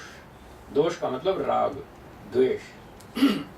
कहीं आसक्ति है, कहीं जलन है, अटैचमेंट है, कहीं जेलसी है। ये राग द्वेष के कारण व्यक्ति सकाम कर्म करता है। फिर का ये राग द्वेष क्यों होता है, इसका क्या कारण? अंत में बताया मिथ्या ज्ञान। बस वही मैंने कहा था, अविद्या। अंतिम कारण अविद्या है। तो मिथ्या ज्ञान, अविद्या के कारण व्यक्ति राग द्वेष में पड़ता है। राग द्वेष से सकाम कर्म करता है, सकाम कर्म से वो जन्म लेता है, जन्म होने पर दुख भोगता है। मुक्ति का अर्थ है इन पांचों को हटा दो, दुख खत्म हो जाएगा और आपका मोक्ष हो जाएगा। तो मोक्ष का अर्थ हुआ दुखों से छूटना, न कि परमात्मा में घुल मिलकर एक हो जाना। करोड़ों व्यक्ति मोक्ष का अर्थ ये समझते हैं कि आत्मा जो है परमात्मा में जाकर मिक्स हो जाएगा और उसका अपना अस्तित्व समाप्त हो जाएगा। ये तो जीवात्मा का मोक्ष नहीं है, ये तो उसका सर्वनाश है। जब मेरा अस्तित्व ही नहीं रहा तो मेरा तो सर्वनाश हो गया, मैं तो बचा ही नहीं, और मेरी सारी मेहनत तो बेकार गई जो मैंने इतनी जन्मों तक तपस्या की मोक्ष के लिए।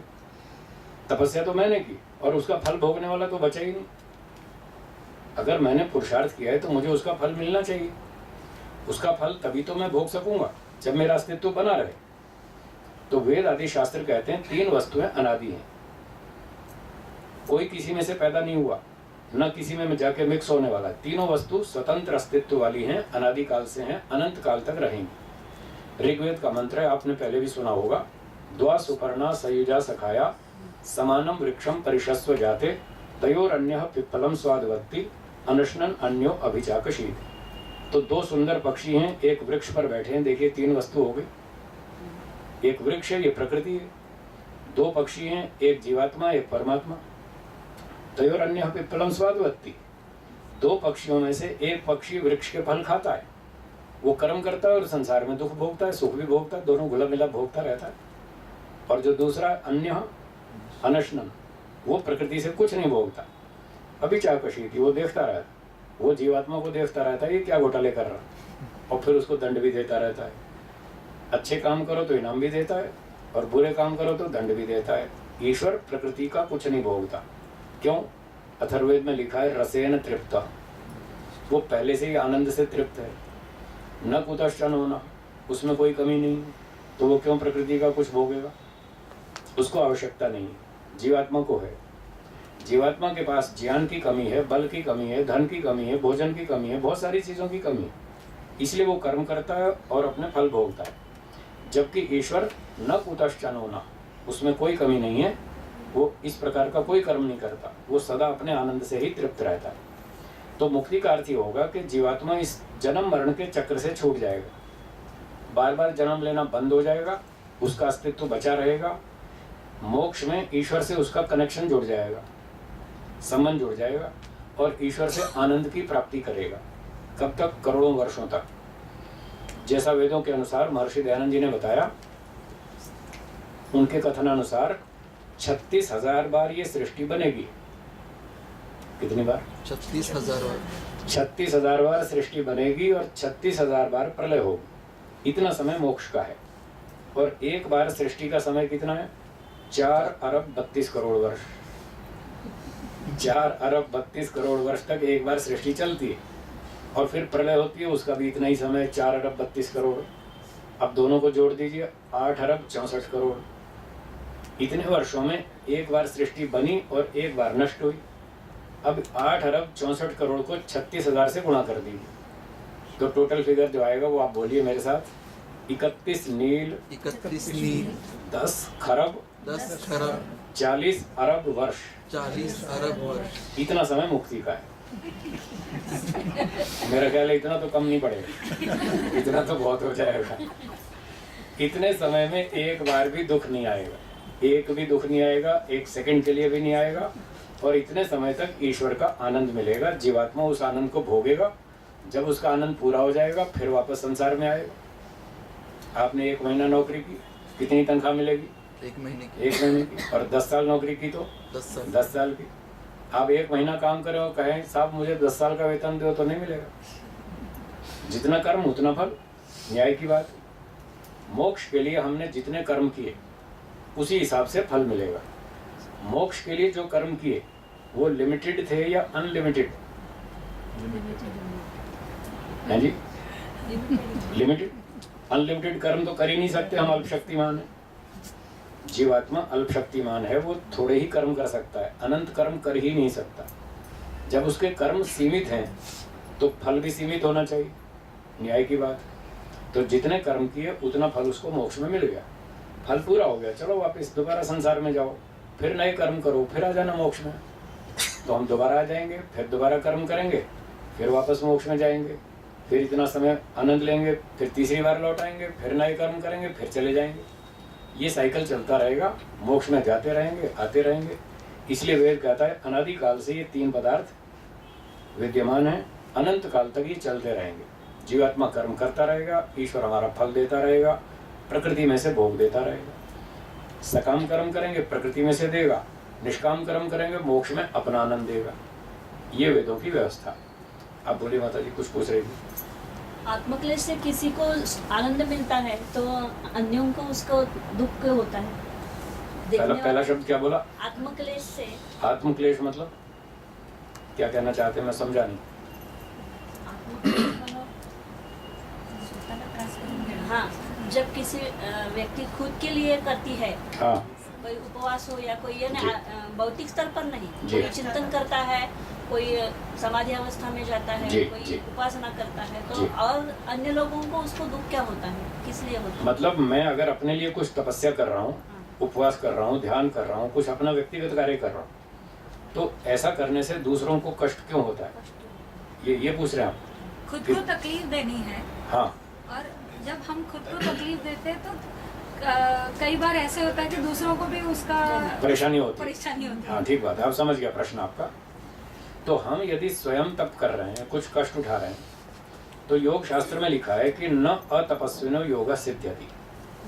जो तप नहीं करता उसका योग सिद्ध नहीं होता, इसलिए तप तो करना चाहिए, लेकिन आगे सीमा भी लिखिए। तच्च तपः अबाधमानम अनेन असेव्यमिति। व्यास भाष्य में लिखा है कि ये जो तपस्या करनी है इतनी सीमा तक करनी है जब तक कि हम रोगी ना हो जाएं।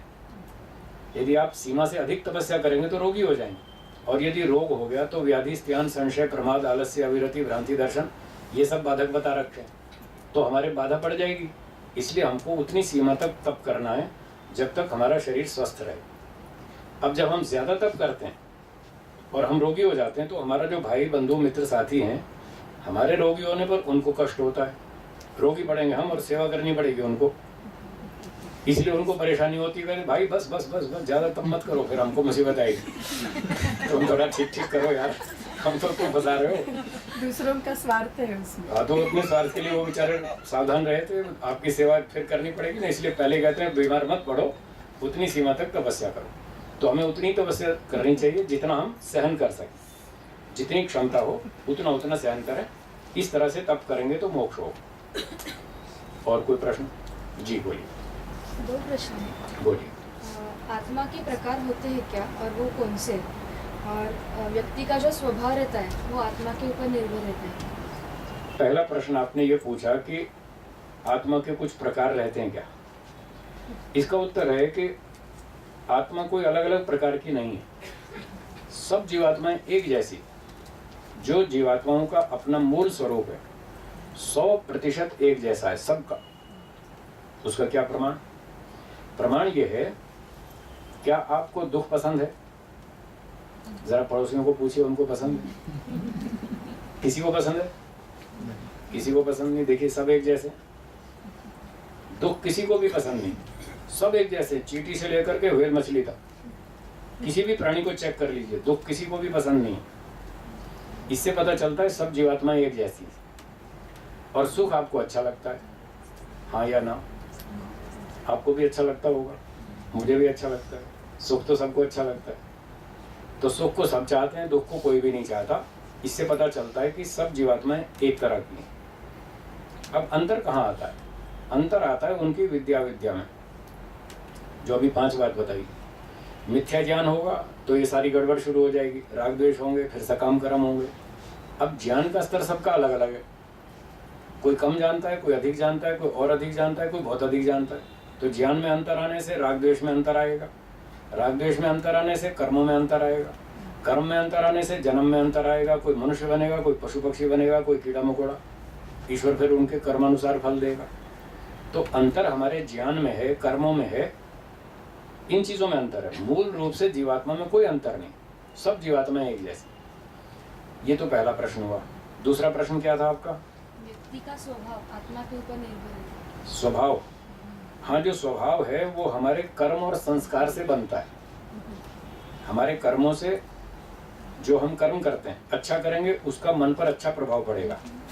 जो अच्छा प्रभाव पड़ता है उसको दर्शन वेद की भाषा में संस्कार नाम से बोलते हैं। एक आदमी चोरी करता है तो उसको थोड़ा सा लाभ हुआ, पकड़ा नहीं गया, चोरी करके पकड़ा नहीं गया तो उसने सोचा चोरी तो अच्छा काम है, फायदा होता है इससे। उसके मन पर यह प्रभाव पड़ा कि चोरी करना लाभदायक, इसको बोलते हैं संस्कार। अब ये संस्कार क्या करेगा, 5-7-10 दिन के बाद उसको फिर प्रेरित करेगा, आज फिर चोरी करो। वो दूसरी बार फिर करेगा और फिर बच जाएगा, नहीं पकड़ा गया तो एक और संस्कार पड़ जाएगा, चोरी करना अच्छी बात है, फायदे वाली बात। ऐसे करते करते वो बार बार संस्कार इकट्ठे होते जाएंगे, इसका नाम है आदत, हैबिट। बस इस तरह से हैबिट बनती है। बुरे काम करेंगे बुरी हैबिट बनेगी, अच्छे काम करेंगे अच्छी हैबिट बनेगी। एक व्यक्ति ने यज्ञ किया, उसको बहुत अच्छा लगा, उसने बड़ा आनंद प्राप्त किया, भाई यज्ञ करना तो बहुत अच्छा है। उसने कहा मैं कल भी करूँगा, अगले दिन भी किया। वेद में भी लिखा है कि हर रोज़ यज्ञ करना चाहिए, ईश्वर उपासना करनी चाहिए, ध्यान करना चाहिए। तो वो रोज़ यज्ञ करने लग गया, 1 साल हो गया, 2 साल हो गया, 5 साल हो गया, उसको तो आनंद आ गया, उसकी अच्छी हैबिट हो गई। इस तरह से हमारी क्रियाओं से और उन क्रियाओं के फलस्वरूप जो संस्कार बनते हैं, इन दोनों से हमारा स्वभाव बनता है। अच्छे काम करेंगे अच्छे संस्कार बनेंगे, अच्छा स्वभाव बनेगा। बुरे काम करेंगे बुरे संस्कार पड़ेंगे, बुरा स्वभाव पड़ेगा। कोई गुस्सा करता है, 1 बार किया, 2 बार किया, 4 बार किया, उसको आदत हो जाएगी गुस्सा करने। कोई उसको टोकता नहीं, कोई बताता नहीं भाई गुस्सा मत करो, ये अच्छी बात नहीं, कोई टोकता ही नहीं, तो वो करता जाएगा, उसकी आदत खराब हो जाएगी, उसका स्वभाव बिगड़ जाएगा। इस प्रकार से प्रश्न आया है, आत्मा और मन में अंतर क्या है? आत्मा और मन में उतना ही अंतर है जितना कार ड्राइवर में और स्टीयरिंग व्हील में। ड्राइवर जो है वो स्टीयरिंग व्हील को घुमाता है ना, तो स्टीयरिंग व्हील अलग है, हैंडल अलग है और ड्राइवर अलग है। तो ड्राइवर स्टीयरिंग को घुमाता है, आत्मा ड्राइवर समझ लीजिए और मन को स्टीयरिंग व्हील समझ लीजिए। ड्राइवर स्टीयरिंग को घुमाता है और आत्मा मन को घुमाता है। मन एक मशीन है, एक जड़ वस्तु है, एक इंस्ट्रूमेंट है, अंदर काम करता है, उसको अंतःकरण बोलते हैं। इंद्रियां बाह्यकरण है जो शरीर से बाहर काम करती हैं, और आत्मा इन दोनों का संचालक है, मन को भी चलाता है इंद्रियों को भी चलाता है। तो इस प्रकार से आत्मा और मन का संबंध है। मन जड़ वस्तु है, आत्मा चेतन। अगला प्रश्न है कि मोक्ष आत्मा को मिलता है तो वो आनंद कैसे भोगता है? इसका उत्तर है कि जीवात्मा में अपनी 24 स्वाभाविक शक्तियां हैं। अगर आप पढ़ना चाहें तो सत्यार्थ प्रकाश के 9वें समोल्लास में पढ़ सकते हैं। महर्षि दयानंद जी ने लिखा है, शतपथ ब्राह्मण का एक वचन है, श्रृण्वन् श्रोत्रम भवति मनवानो मनो भवति, इस तरह का एक वचन दिया है शतपथ ब्राह्मण। उसके आधार पर उन्होंने लिखा है कि जब मुक्त आत्मा सुनना चाहता है, श्रृण्वन् जब सुनने की इच्छा करता है, तो श्रोत्रम भवति, भगवान उसको सुनने की शक्ति दे देता है। कुछ तो उसकी अपनी ओरिजिनल शक्ति है सुनने की, देखने की, सोचने की, क्रियाएं करने की, और कुछ ईश्वर उसको अपनी शक्ति जोड़ देता है। ऐसे 24 शक्तियां उसकी अपनी हैं, जो उसकी स्वाभाविक शक्तियां हैं जिससे वो सारे काम करता है। परंतु वो शक्तियां बहुत कम हैं, उनकी मात्रा बहुत कम है। केवल अपनी शक्ति से ना तो वो मुक्ति का आनंद ले सकता, न यहाँ संसार में कुछ कर सकता। जब यहाँ संसार में आता है तो ईश्वर उसको ये प्रकृति से बना शरीर, मन, बुद्धि, इंद्रियां साथ जोड़ देता है। तब इन भौतिक पदार्थों की सहायता से वो काम कर पाता है। आज हम आंख से देख रहे हैं, अगर हम आंख बंद कर लें तो नहीं देख पाएंगे। आज हम इस कान से सुन रहे हैं, अगर ये कान हमसे छीन लिया जाए तो नहीं सुन पाएंगे। तो जीवात्मा की अपनी 24 शक्तियां बहुत कम है, बहुत कमजोर है। केवल अपनी शक्ति से वो कुछ नहीं कर पाता। या तो उसको प्रकृति का सहयोग चाहिए या ईश्वर की शक्ति का सहयोग चाहिए। जब जीवात्मा बंधन में आता है, शरीर धारण करता है, तो प्रकृति के सहयोग से सारे काम करता है जो आज हम कर रहे हैं। खाना, पीना, देखना, सुनना, पढ़ना, लिखना, बोलना, ये सब प्रकृति की सहायता से चल रहा है। जब मोक्ष में जाएंगे तो ये प्रकृति के साधन छूट जाएंगे, शरीर छूट जाएगा, मन बुद्धि अलग हो जाएगा, ये भौतिक पदार्थ एक भी नहीं रहेगा मोक्ष में। तब वहाँ काम करने के लिए ईश्वर अपनी शक्तियाँ हमको दे देगा। तब ईश्वर की शक्ति से हम आनंद भोगेंगे, ईश्वर की शक्ति से पूरे ब्रह्मांड की सैर करेंगे, देखेंगे, सुनेंगे, और कुछ मुक्त आत्माएं भी मिल जाएंगी, वहाँ चर्चा कर लेंगे, उनसे गपशप भी मार लेंगे। जैसे आज हम आपस में गपशप मारते हैं, वहाँ मुक्त आत्माओं से भी बातचीत कर लेंगे। वो सारा कार्य ईश्वर की दी हुई शक्ति से होगा। एक और प्रश्न है, अच्छाई के लिए झूठ बोलना पड़ा तो क्या वो भी गलत है? अच्छा देखिए, कोई आप उदाहरण देके मुझे बताएं कि झूठ बोलने से किसी का अच्छा होता है, किसी का भला होता है। मुझे कोई उदाहरण देकर बताएं। मुझे तो समझ में नहीं आया आज तक कि झूठ बोलने से किसी का भला होता है। पहले तो उसी का नुकसान होता है जो झूठ बोलता है, उसकी आदत बिगड़ती है, उसके मन पे संस्कार पड़ता है कि झूठ बोलना चाहिए, उसका नुकसान होता है। और जिसके लिए झूठ बोला, जिसके फायदे के लिए, उसका भी नुकसान होता है। एक छोटा सा दृष्टांत देता हूँ। दो मित्र थे, स्कूल में पढ़ते थे, विद्यार्थी। एक बच्चे ने होमवर्क कंप्लीट नहीं किया और दोनों बच्चे स्कूल जा रहे थे। उसने अपने मित्र से कहा, भाई आज तू टीचर के सामने झूठ बोल देना, मैंने होमवर्क किया हुआ है। किया तो नहीं है, पर तू मेरी जान बचाने के लिए, पिटाई से बचने के लिए तुम थोड़ा झूठ बोल देना। हाँ हाँ, इसने होमवर्क कर रखा है और कॉपी घर में छूट गई, कॉपी लाना भूल गया साथ स्कूल में, तू ऐसे बोल देना। तो उसने सोचा चलो ठीक है, भाई इसकी मार पिटने से बच जाएगा तो बोल देते हैं। अब उसने झूठ बोल दिया मैडम को कि हाँ मैडम जी, इसने काम तो कर रखा है, पर ये आज होमवर्क मेरे साथ ही किया था कल शाम को, पर ये होमवर्क करके फिर कॉपी लाना भूल गया। उसने झूठ बोल दिया और उसकी पिटाई से बचा दिया। अब आप इसका परिणाम सोचिए क्या होगा। जिस बच्चे ने झूठ बोलकर अपनी पिटाई से जान बचाई, क्या उसकी आदत नहीं बिगड़ेगी? आज उसने झूठ बुलवा करके अपनी जान बचा ली, कल फिर वो झूठ बुलवाएगा, अपने मित्र को कहेगा आज फिर मेरे लिए झूठ बोल, आज भी मैंने काम नहीं किया। ऐसे करते करते उसकी होमवर्क न करने की आदत बनेगी, पढ़ाई से वो कटता जाएगा, मेहनत नहीं करेगा, उसका भी बिगाड़ होगा। झूठ बोलने से उसका भी बिगाड़ होगा, उसको कोई भला नहीं हुआ। और जो झूठ बोल रहा है उसको भी पाप लग रहा है कि तू एक आलसी आदमी की रक्षा कर रहा है। ये तो आलसी आदमी पढ़ता लिखता नहीं और तू झूठ बोल बोल के इसको बचा रहा है, इसका जीवन खराब कर रहा है, तो उसका पाप उसको लगेगा। तो किसी की रक्षा के लिए हम झूठ बोलते हैं, उससे कोई फायदा नहीं है, कोई लाभ नहीं है। वो हमारी भ्रांति है कि किसी के भले के लिए झूठ बोलो। उस झूठ से किसी का भला होता नहीं है, उल्टा नुकसान ही होता है। लोगों को वो समझ में नहीं आता, इसलिए लोग अविद्या के कारण झूठ बोलते हैं। वो सोचते हैं इसमें फायदा, चलो बोल दो, कोई फर्क नहीं पड़ता। ऐसी बात है। और कोई प्रश्न? जी, अपने पहली बात बताइए, जैसे कि अगर कोई हम अच्छा कर्म करता है तो उसका अच्छा फल मिलता है, बुरा कर्म करता है तो बुरा फल मिलता है। मेरा प्रश्न ऐसा है कि बुरा कर्म कोई दंड करे या अच्छा फल दे, जो बाहर की शक्ति हो, ये मानना विद्या है या अविद्या? मतलब किसी व्यक्ति ने कोई सेना में युद्ध किया, उदाहरण के लिए युद्ध किया और पाकिस्तानी आतंकवादियों को मार डाला, ठीक है? जी नहीं, वो बात नहीं बोल रहा हूँ। हाँ, दंड या फल देना। हाँ, मैं अभी आ रहा हूँ उस बात पर। उसने आतंकवादियों को मारा और राष्ट्रपति जी ने उसको पुरस्कार दिया, ठीक है ना? तो राष्ट्रपति जी ने जो उसको पुरस्कार दिया, कोई सेना चक्र, परमवीर चक्र दिया। हाँ, अब इस पर आगे प्रश्न बोलिए। यदि ऐसी घटना हो तो आप क्या पूछना चाहते हैं? तो कोई आप जरा व्यवहार में आ रहे हैं, मैं थोड़ा स्पिरिचुअल जा रहा हूँ। स्पिरिचुअल में चलिए, आप कोई दृष्टांत बताइए, स्पिरिचुअल वाला बताइए, कोई बात।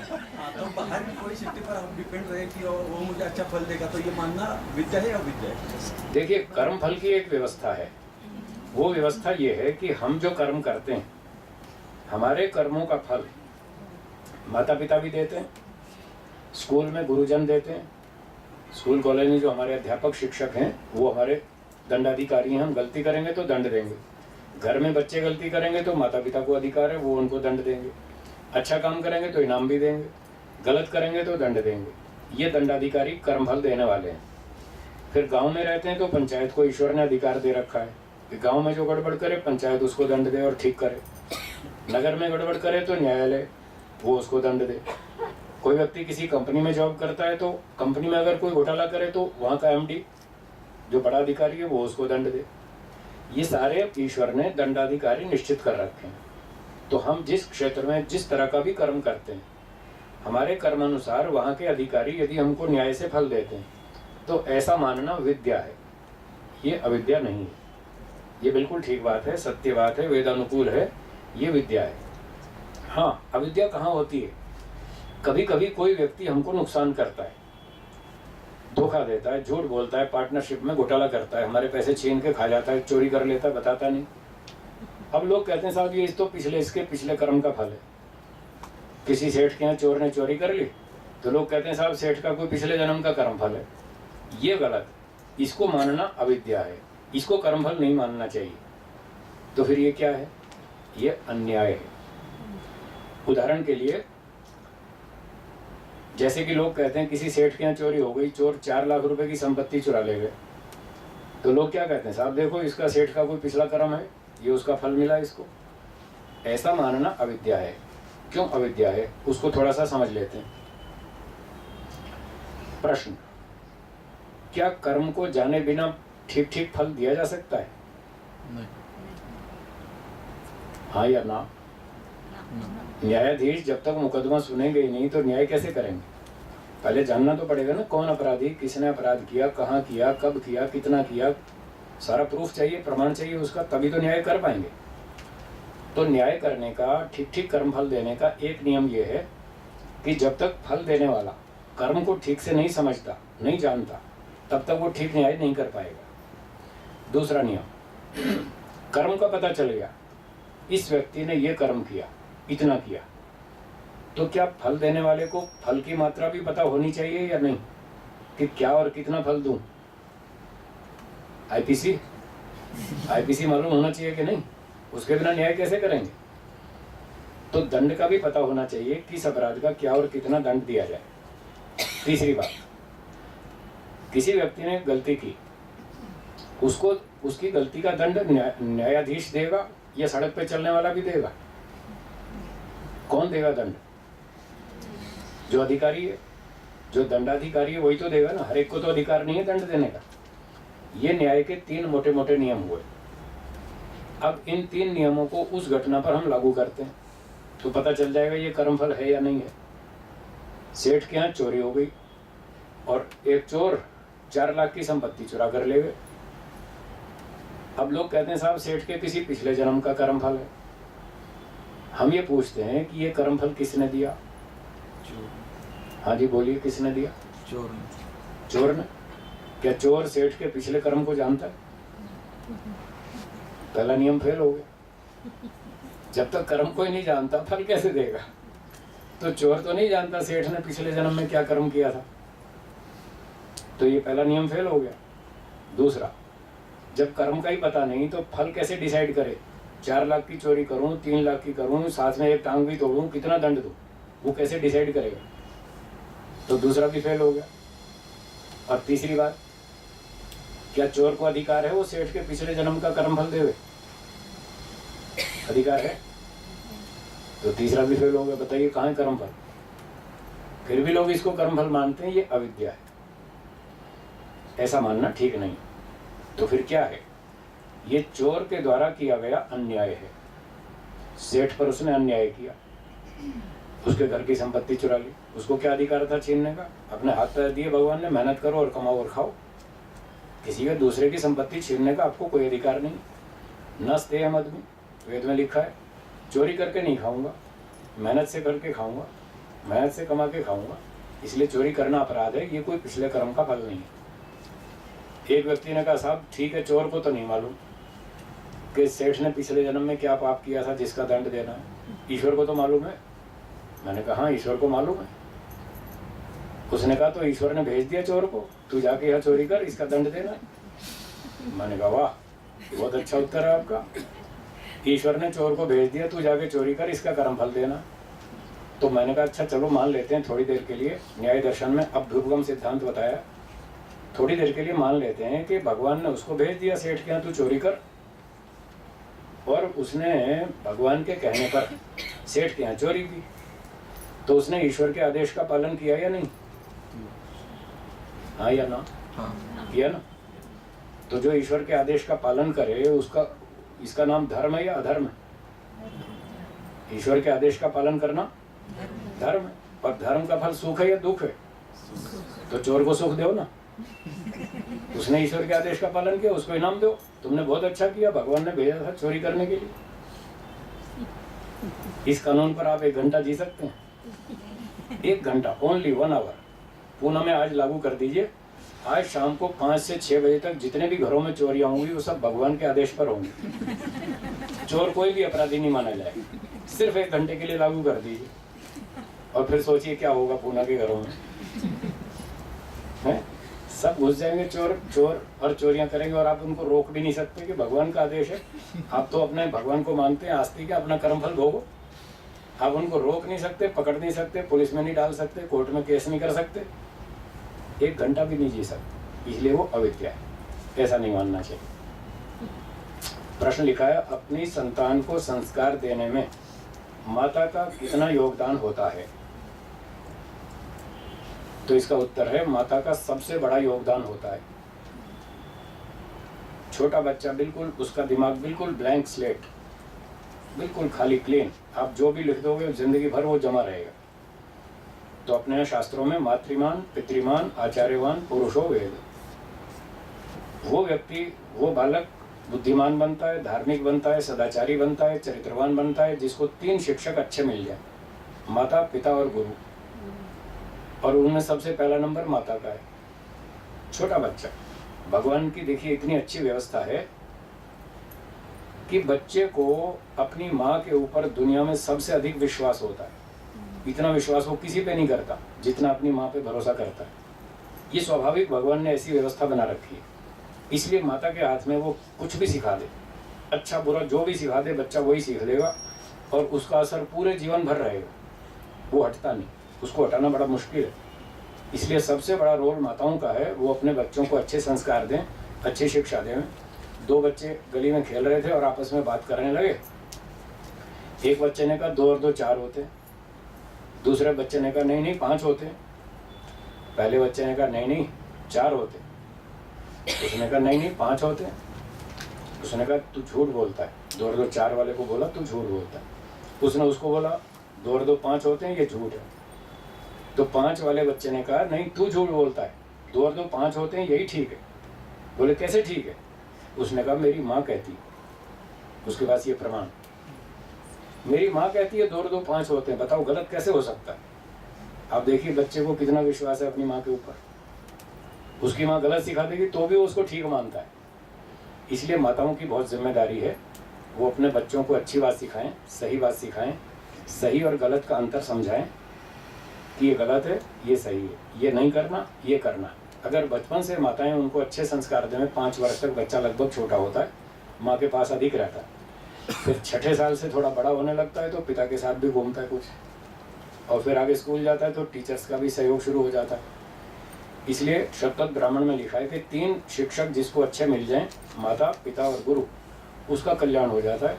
वो अच्छा इंसान बनेगा, देशभक्त बनेगा, ईमानदार बनेगा, ईश्वर भक्त बनेगा, चरित्रवान बनेगा, वो देश का भला कर दे। तो हमको ऐसा प्रयास करना चाहिए। जी बोलिए। एकाच आईची 2 मुलं असतील तर दोघांवर तेच संस्कार केले तरी 2 वेगवेगळे का होतात? हाँ, बताना क्या एक क्या ही है? माँ के 2 बच्चे हैं हाँ। और एक जैसे लगभग संस्कार किया, हाँ। फिर भी दोनों में क्यों अंतर? अंतर आता है। हाँ, उसमें अंतर ये है, हर व्यक्ति के पूर्व जन्म के अपने संस्कार भी हैं। एक माँ के 2 जुड़वा बच्चे वो भी एक जैसे नहीं, 2 भाई एक जैसे नहीं है, 2 बहनें एक जैसी नहीं है, माँ बेटी एक जैसी नहीं है, बाप बेटा एक जैसा नहीं है, गुरु शिष्य एक जैसा नहीं है। 100% विचार किन्हीं भी 2 व्यक्तियों के एक जैसे नहीं हो सकते, असंभव है। क्योंकि पूर्व जन्मों के संस्कार सबके अलग अलग हैं, सबका ज्ञान अलग है, सबके कर्म अलग हैं, सबके संस्कार अलग हैं। इसलिए कुछ ना कुछ अंतर तो रहेगा। माता पिता अपना एक रोल करते हैं, जितना वो कर सकते हैं वो करते हैं, और फिर उसके बाद गुरुजन हैं, वो अपना सहयोग देते हैं बच्चे के निर्माण में, और फिर समाज है, राजा है, सरकार है, और एजुकेशन सिस्टम है। एजुकेशन सृष्टि का बनना और प्रलय होना उसका टाइम फिक्स है, जैसे जी। कि 4 अरब 32 करोड़ वर्ष। जी। तो फिर ये सृष्टि को क्यों बनाया, और बनाया तो फिर हर एक मनुष्य मोक्ष या अंतिम ध्येय क्यों नहीं प्राप्त करता? हाँ क्यों नहीं, वो तो मिलने ही वाला है ना, आपने बताया वो ऑटोमेटिक नहीं 4 मिलेगा। अरब नहीं, मैंने ऐसा नहीं कहा है। मैंने ऐसा नहीं कहा। ये प्री प्लान्ड है ना, मतलब नहीं, ये नहीं, सालों प्री में प्लान नहीं न, फिर ये साइकिल रिपीट होगा, प्रलय तो होगा, सृष्टि बनेगी, पर ऑटोमेटिक सब मोक्ष में चले जाएंगे, ऐसा नहीं कहा मैंने, ऐसा नहीं कहा। मोक्ष का रास्ता अलग बताया, दुख, जन्म, प्रवृत्ति, दोष, मिथ्या ज्ञान। जो मिथ्या ज्ञान का नाश करेगा मोक्ष उसका होगा, जो मिथ्या ज्ञान का नाश नहीं करेगा उसका मोक्ष नहीं होगा, उसको फिर अगली सृष्टि में फिर जन्म लेना पड़ेगा। जब तक वो मिथ्या ज्ञान का, अविद्या का नाश नहीं करेगा, जब तक राग द्वेष सकाम कर्म को नहीं छोड़ेगा, तब तक उसका जन्म चालू रहेगा, चाहे 50 करोड़ सृष्टियां चलती रहे, तब भी उसका मोक्ष नहीं होगा। मोक्ष को ये नहीं कि हम लाइन में लगे फटाफट सबका नंबर आ जाएगा, ऐसा नहीं। वो पुरुषार्थ से मिलेगा, कर्मों से मिलेगा। रही बात कि ईश्वर ने सृष्टि क्यों बनाई, उसके 2 उत्तर हैं। योग दर्शन के दूसरे चैप्टर में 18वें सूत्र में लिखा है, भोग अपवर्गार्थम दृश्यम। ये जो दृश्य जगत है, परमात्मा ने हमारे पिछले कर्मों का फल भुगवाने के लिए दिया जगत बनाकर, और आगे मोक्ष प्राप्ति के लिए, अपवर्ग के लिए दिया। तो अब ईश्वर ने सृष्टि बनाई, हम पिछले कर्मों का फल भोग रहे हैं, और अब हम स्वतंत्र हैं, अच्छे अच्छे काम करें, निष्काम कर्म करें, 100% अच्छे काम करें, तो ये अविद्या मृत्युम तीर्थवा विद्या अमृतम अश्नुते, मोक्ष प्राप्त हो जाएगा। इस तरीके से होगा, ऐसे बारी बारी से सबका हो जाएगा ऐसा नहीं, पुरुषार्थ करने से होगा, फ्री में नहीं मिलेगा। हाँ जी, और कोई प्रश्न? बिल्कुल दे सकते हैं जो है जी। वो सुख मिश्रित दुख है या दुख मिश्रित सुख? कोई भी पुनर्जन्म हो उसमें सुख भी आएगा, दुख भी आएगा, दोनों आएंगे। अब उदाहरण ये है कि जो योग दर्शन में महर्षि पतंजलि जी ने दुख मिश्रित सुख को बतलाया, वो कहते हैं कि आपने एक फॉर एग्जांपल आपने गुलाब जामुन खाया, क्या सोचकर खाया, इससे मुझे सुख मिलेगा, इससे मेरी इच्छा शांत हो जाएगी। आपके मन में इच्छा उठ रही थी गुलाब जामुन खाने की और उसका सुख लेने की, तो जब इस भावना से, इस इच्छा से आप गुलाब जामुन खाते हैं कि इसको खाने से मेरी इच्छा शांत हो जाएगी, मुझे सुख मिलेगा, तो उसका परिणाम क्या होता है? आपने 1 गुलाब जामुन खाया, 2 खाया, 3 खाया, 4 खाया, 6 खा लिया, अब पेट तो भर गया और मीठा खा खा के जबान भी थक गई। अब जबान भी कह रही है बस वही बहुत खा लिया, अब और मत खाओ। फिर भी आपकी इच्छा तो शांत नहीं हुई, मन में तो इच्छा भी और है, 2-4 और खा लो। फिर आपने क्या किया, अब कैसे खाएं, जबान तो खा नहीं सकती, अब तो मीठा मीठा बहुत थक गए खा खा के, चलो थोड़ा सा 2 भजिया और खा लेते हैं, पकोड़े खा लेते हैं, बीच में नमकीन हो जाएगा, थोड़ा फर्क पड़ जाएगा, चेंज आ जाएगा। तो आपने बीच में 2 पकोड़े खा लिए, फिर थोड़ा अच्छा बनने लग गया, फिर आपने 2 गुलाब जामुन और खा लिए। ऐसे कर करके आप 6 खा लेंगे, 8 खा लेंगे, 10 खा लेंगे, पेट भी भर जाएगा, जबान भी मना कर देगी, इच्छा फिर भी शांत नहीं होगी, मजबूरन छोड़ना पड़ेगा। इसका नाम है परिणाम दुख। इच्छा खत्म नहीं होती है, जितना भोगों को भोगते जाते हैं उतना उतना इच्छा बढ़ती है या घटती है? बढ़ती है, सबको मालूम। तो इच्छा बढ़ती जाती है, वो खत्म ही नहीं होती, इसको परिणाम दुख कहते हैं। अब ये परिणाम दुख सबको नहीं दिखता, सबको केवल इतना ही दिखता है कि गुलाब जामुन खाओ और मजा करो। अब इसके अंदर जो सूक्ष्म दुख है, ये परिणाम दुख, इसको व्यक्ति नहीं समझता, और वो खाता रहता है 50 साल तक भी खाता रहता है, वो सोचता ही नहीं कि इसमें मुझे परिणाम दुख भोगना पड़ रहा है। दूसरा है ताप दुख, वो गुलाब जामुन खाता है, उसका सुख लेता है, बढ़िया गुलाब जामुन, अच्छे क्वालिटी के, बढ़िया हलवाई के, बहुत टेस्टी। फिर क्या करता है वो, एक दिन उसने शाम को 4 बजे गुलाब जामुन मंगवा के रख लिए, 6-8 घर पे 4 बजे, और ये सोचा चलो रात को डिनर के समय खाएंगे, भोजन के बाद। अब 4 बजे से रात के 8 बजे तक ये जो 4 घंटे का समय, इस समय में उसको मन में खुट लगी रहेगी कोई पीछे से खा न जाए। मेरे खाने से पहले ही कोई खा गया तो उसको खतरा लगेगा, अगर कोई दूसरा खा गया तो मेरा सुख तो गया। इसको बोलते हैं ताप दुख। कोई व्यक्ति हमारे सुख को छीन ना ले, नष्ट ना कर दे, बिगाड़ ना दे, तो कोई दूसरा भी खा सकता है, और ये भी खतरा हो सकता है कि वहाँ रसोई में रखे कोई छिपकली ना घुस जाए उसमें, और छिपकली घुस गई तो फिर वैसे ही बेकार हो जाएंगे, खा नहीं पाएंगे। तो सुख के छीन लिए जाने का, खो जाने का, नष्ट हो जाने का जो भय है, इसका नाम है ताप दुख, ये उसको सताता है। तीसरा है संस्कार दुख। आपने 20 बार गुलाब जामुन मंगाए, खा लिए, अच्छा बढ़िया सुख ले लिया, 21वीं बार फिर इच्छा हुई, और 21वीं बार बहुत जोर लगाया तब भी नहीं मिले। 1 दुकान पे, 2 दुकान पे, 4 दुकान, सब जगह घूम लिए, कहीं मिले ही नहीं। उस दिन बताइए आपको सुख होगा या दुख होगा? है जी, दुख होगा ना। इसका नाम है संस्कार दुख। जो 20 बार खा खा के सुख लिया उसके संस्कार बन गए। आज वो संस्कार हमको दुख दे रहा है कि आज गुलाब जामुन क्यों नहीं मिलता। भाई तुम मुझसे डबल पैसे ले जाओ, किसी भी कीमत पर लाओ तो सही, मुझे सुख लेना है। आप सब कुछ करने को तैयार हैं, डबल भाव से भी पैसा देने को तैयार हैं, फिर भी नहीं मिल रहा। अब जो दुख हो रहा है वो संस्कार आपको दुख दे रहा है। ये तीसरा संस्कार दुख।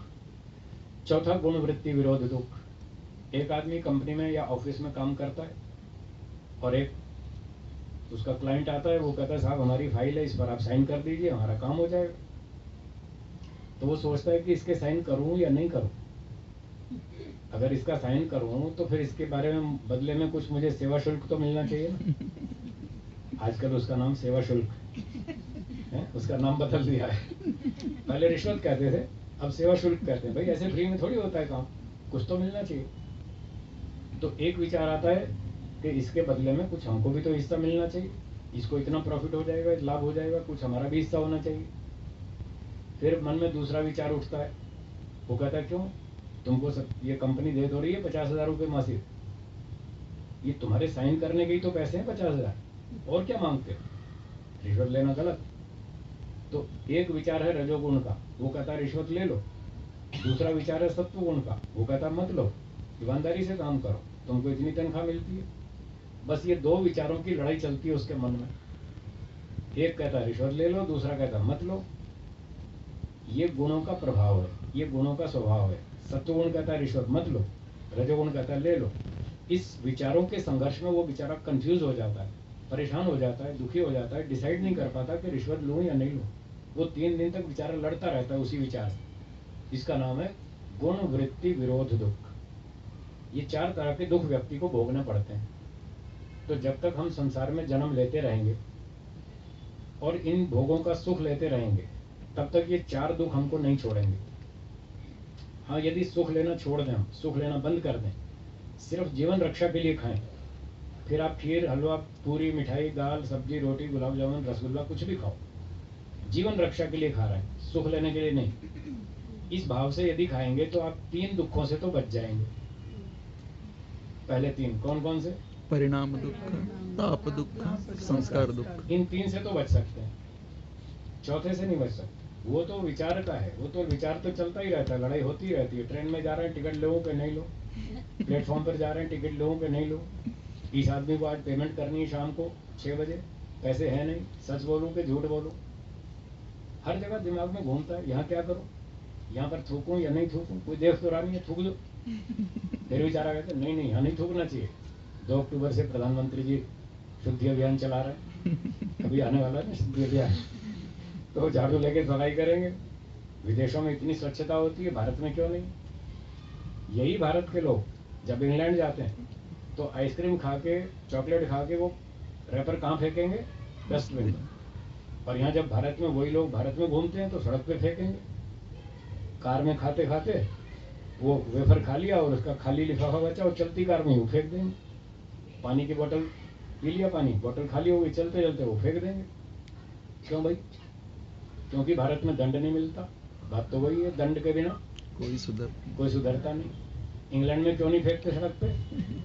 दंड मिलता। गार्डन में आप आइसक्रीम खा के यूँ फेंक दो तो इनका दंड मिलता है, डस्टबिन में डालो। यही लोग भारत में गड़बड़ करते हैं, वहाँ ठीक रहते हैं। तो इस भारत को भी ठीक करना है, अपने देश को अच्छा बनाना है, स्वच्छ बनाना है। तो मन में ये जो विचार चलते रहते हैं, क्या करूं, करूं कि नहीं करूं, ये गुणवृत्ति विरोध दुख है। ये बहुत लंबे समय तक चलेगा, इसको भी हम जीत सकते हैं। दंड को याद रखें, आप गलती नहीं करें तो आगे चलकर ऐसी बढ़िया आदत बन जाएगी, आप गलत काम सोचेंगे ही नहीं, गलत विचार उठेगा ही नहीं। तो ये सारे काम हमको दुख सुख यहाँ पर संसार में देखने को मिलते हैं। और यदि मोक्ष हो गया तो फिर 4 में से कोई भी दुख नहीं आने वाला, न परिणाम दुख, न ताप दुख, न संस्कार दुख, और न गुणवृत्ति विरोध दुख। प्रकृति से संपर्क ही टूट गया तो सत्व रज तम हम पर क्या असर करेगा? कुछ नहीं करेगा। और कोई प्रश्न? बोलिए।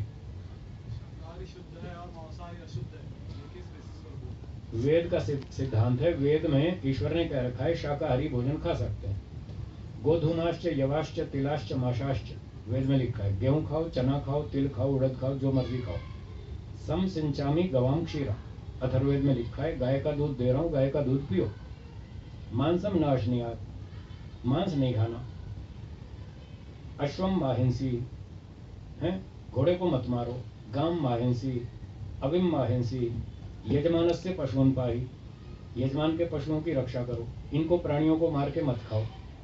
तो वेद का ईश्वर का आदेश है। इसलिए जिसमें खाने की छूट दी, गेहूं, चना, ज्वार, बाजरी, फल, दूध, मक्खन, मलाई, इसकी छूट है, इसमें कोई आपत्ति नहीं है। और जिसके लिए मना किया, यदि वो खाते हैं तो फिर अपराध है, उसका दंड मिलेगा। और कोई प्रश्न? बोलिए। कैसे समझे कि जो कर्म कर रहे हैं वो कर्म हमें अगले जन्म की डिपॉजिट है या मोक्ष तक ले जाएगा? बहुत अच्छा प्रश्न है आपका कि कैसे पता चलेगा कि जो हम कर्म कर रहे हैं वो उससे अगला जन्म मिलेगा या मोक्ष मिलेगा। ठीक है ना? इसका उत्तर है, हम जिस भावना से कर रहे हैं वही फल मिलेगा। यदि हम सांसारिक सुख प्राप्ति की भावना से कर रहे हैं, जो भी कर्म कर रहे हैं, हम ये सोचते हैं इसके बदले में हमको धन मिलना चाहिए, सम्मान मिलना चाहिए, सुविधा मिलनी चाहिए, कोई ऊंचा पद प्रतिष्ठा मिलनी चाहिए, यश कीर्ति होनी चाहिए, इस भावना से कर रहे हैं, तो ये है सांसारिक सुख। यदि इस भावना से कर रहे हैं तो सांसारिक सुख मिलेगा, अगला जन्म मिलेगा। ये सुख भोगने के लिए शरीर तो चाहिए ना, बिना शरीर के तो आप भौतिक सुख कैसे भोग पाएंगे।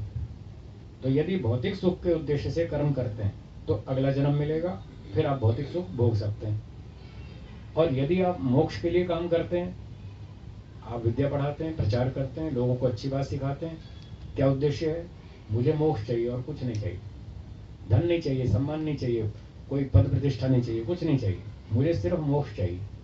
इस भावना से यदि आप कर्म करते हैं तो फिर ये कर्म आपको मोक्ष में ले जाएगा, इसका फल फिर मोक्ष होगा। तो जिस भावना से आपने कर्म किया उसका वही फल होगा। तो वेद और ऋषि लोग कहते हैं निष्काम कर्म करो, इसका नाम है निष्काम कर्म।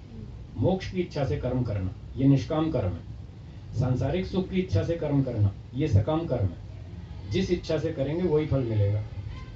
एक व्यक्ति ने पूछा जी मोक्ष की इच्छा के लिए कर्म करेंगे और आप कहते हैं हमें धन नहीं चाहिए, सम्मान नहीं चाहिए, सुविधा नहीं चाहिए, कुछ नहीं चाहिए, तो आप फिर जिएंगे कैसे? जीने के लिए रोटी तो चाहिए, ट्रेन में जाएंगे, फ्लाइट में जाएंगे, भाड़ा तो चाहिए। तो आप तो कहते हैं हमें नहीं चाहिए। तो उसका उत्तर है कि हम इच्छा रखेंगे मोक्ष की, और मोक्ष की इच्छा से वो अच्छे काम करेंगे, समाज सेवा, परोपकार, प्रचार, विद्या पढ़ाना, जो भी। तो हमने तो अपनी ईश्वर के सामने इच्छा रख दी, हमको तो मोक्ष चाहिए, हम इसलिए इस हिसाब से कर रहे हैं। अब हमारा खाना खर्चा कैसे चलेगा ये ईश्वर को सोचना। ईश्वर ने कहा था मोक्ष की इच्छा से काम करो। हमने पूछा जी हमारी दाल रोटी का क्या होगा? ईश्वर ने कहा वो मैं करूँगा, तुम क्यों चिंता करते हो? तुम मेरी बात मानोगे तो मैं तुम्हारा ध्यान नहीं रखूंगा। जो बच्चे माता पिता की बात मानेंगे तो माता पिता अपने बच्चे का ध्यान नहीं रखेंगे, उसका टिफिन पहले से पैक कर देंगे, जाओ भाई स्कूल जा रहे हो, ये टिफिन लेके जाओ, वहाँ रास्ते में खा लेना। तो जो ईश्वर को साक्षी मानकर मोक्ष के उद्देश्य से कर्म करेगा तो उसके खाने पीने का प्रबंध ईश्वर कर देगा। तो उसने पूछा क्या ईश्वर खुद आएगा देने? हमने कहा नहीं, खुद तो आता नहीं, वो तो निराकार है, सर्वशक्तिमान है, सर्वव्यापक है, वो खुद तो आएगा नहीं देने, तो फिर कैसे होगा? तो हमने कहा जो भगवान के भक्त लोग हैं, जो ईश्वर विश्वासी हैं, श्रद्धालु लोग हैं, आस्तिक लोग हैं, ईश्वर उन अपने श्रद्धालुओं के मन में प्रेरणा देगा और उनको प्रेरणा देगा, भाई देख ये अच्छा आदमी है, मोक्ष के लिए काम कर रहा है, निष्काम कर्म कर रहा है, इसको रोटी तो खिला देना कम से कम। तुम मेरी भक्ति करते हो तो मेरा आदेश भी तो सुनो, ये ईमानदार आदमी है, इसकी रक्षा करना, इसको रोटी खिला देना, इसका भाड़ा किराया दे देना ताकि ये समाज की सेवा करता रहे। तो उसका प्रबंध ईश्वर कर देगा। योग क्षेमम वहाम्यहम, हाँ, परमात्मा स्वयं उसका योग और क्षेम की व्यवस्था कर देता है, उसको चिंता नहीं करनी पड़ती। इस तरह से काम चलेगा। और कोई प्रश्न?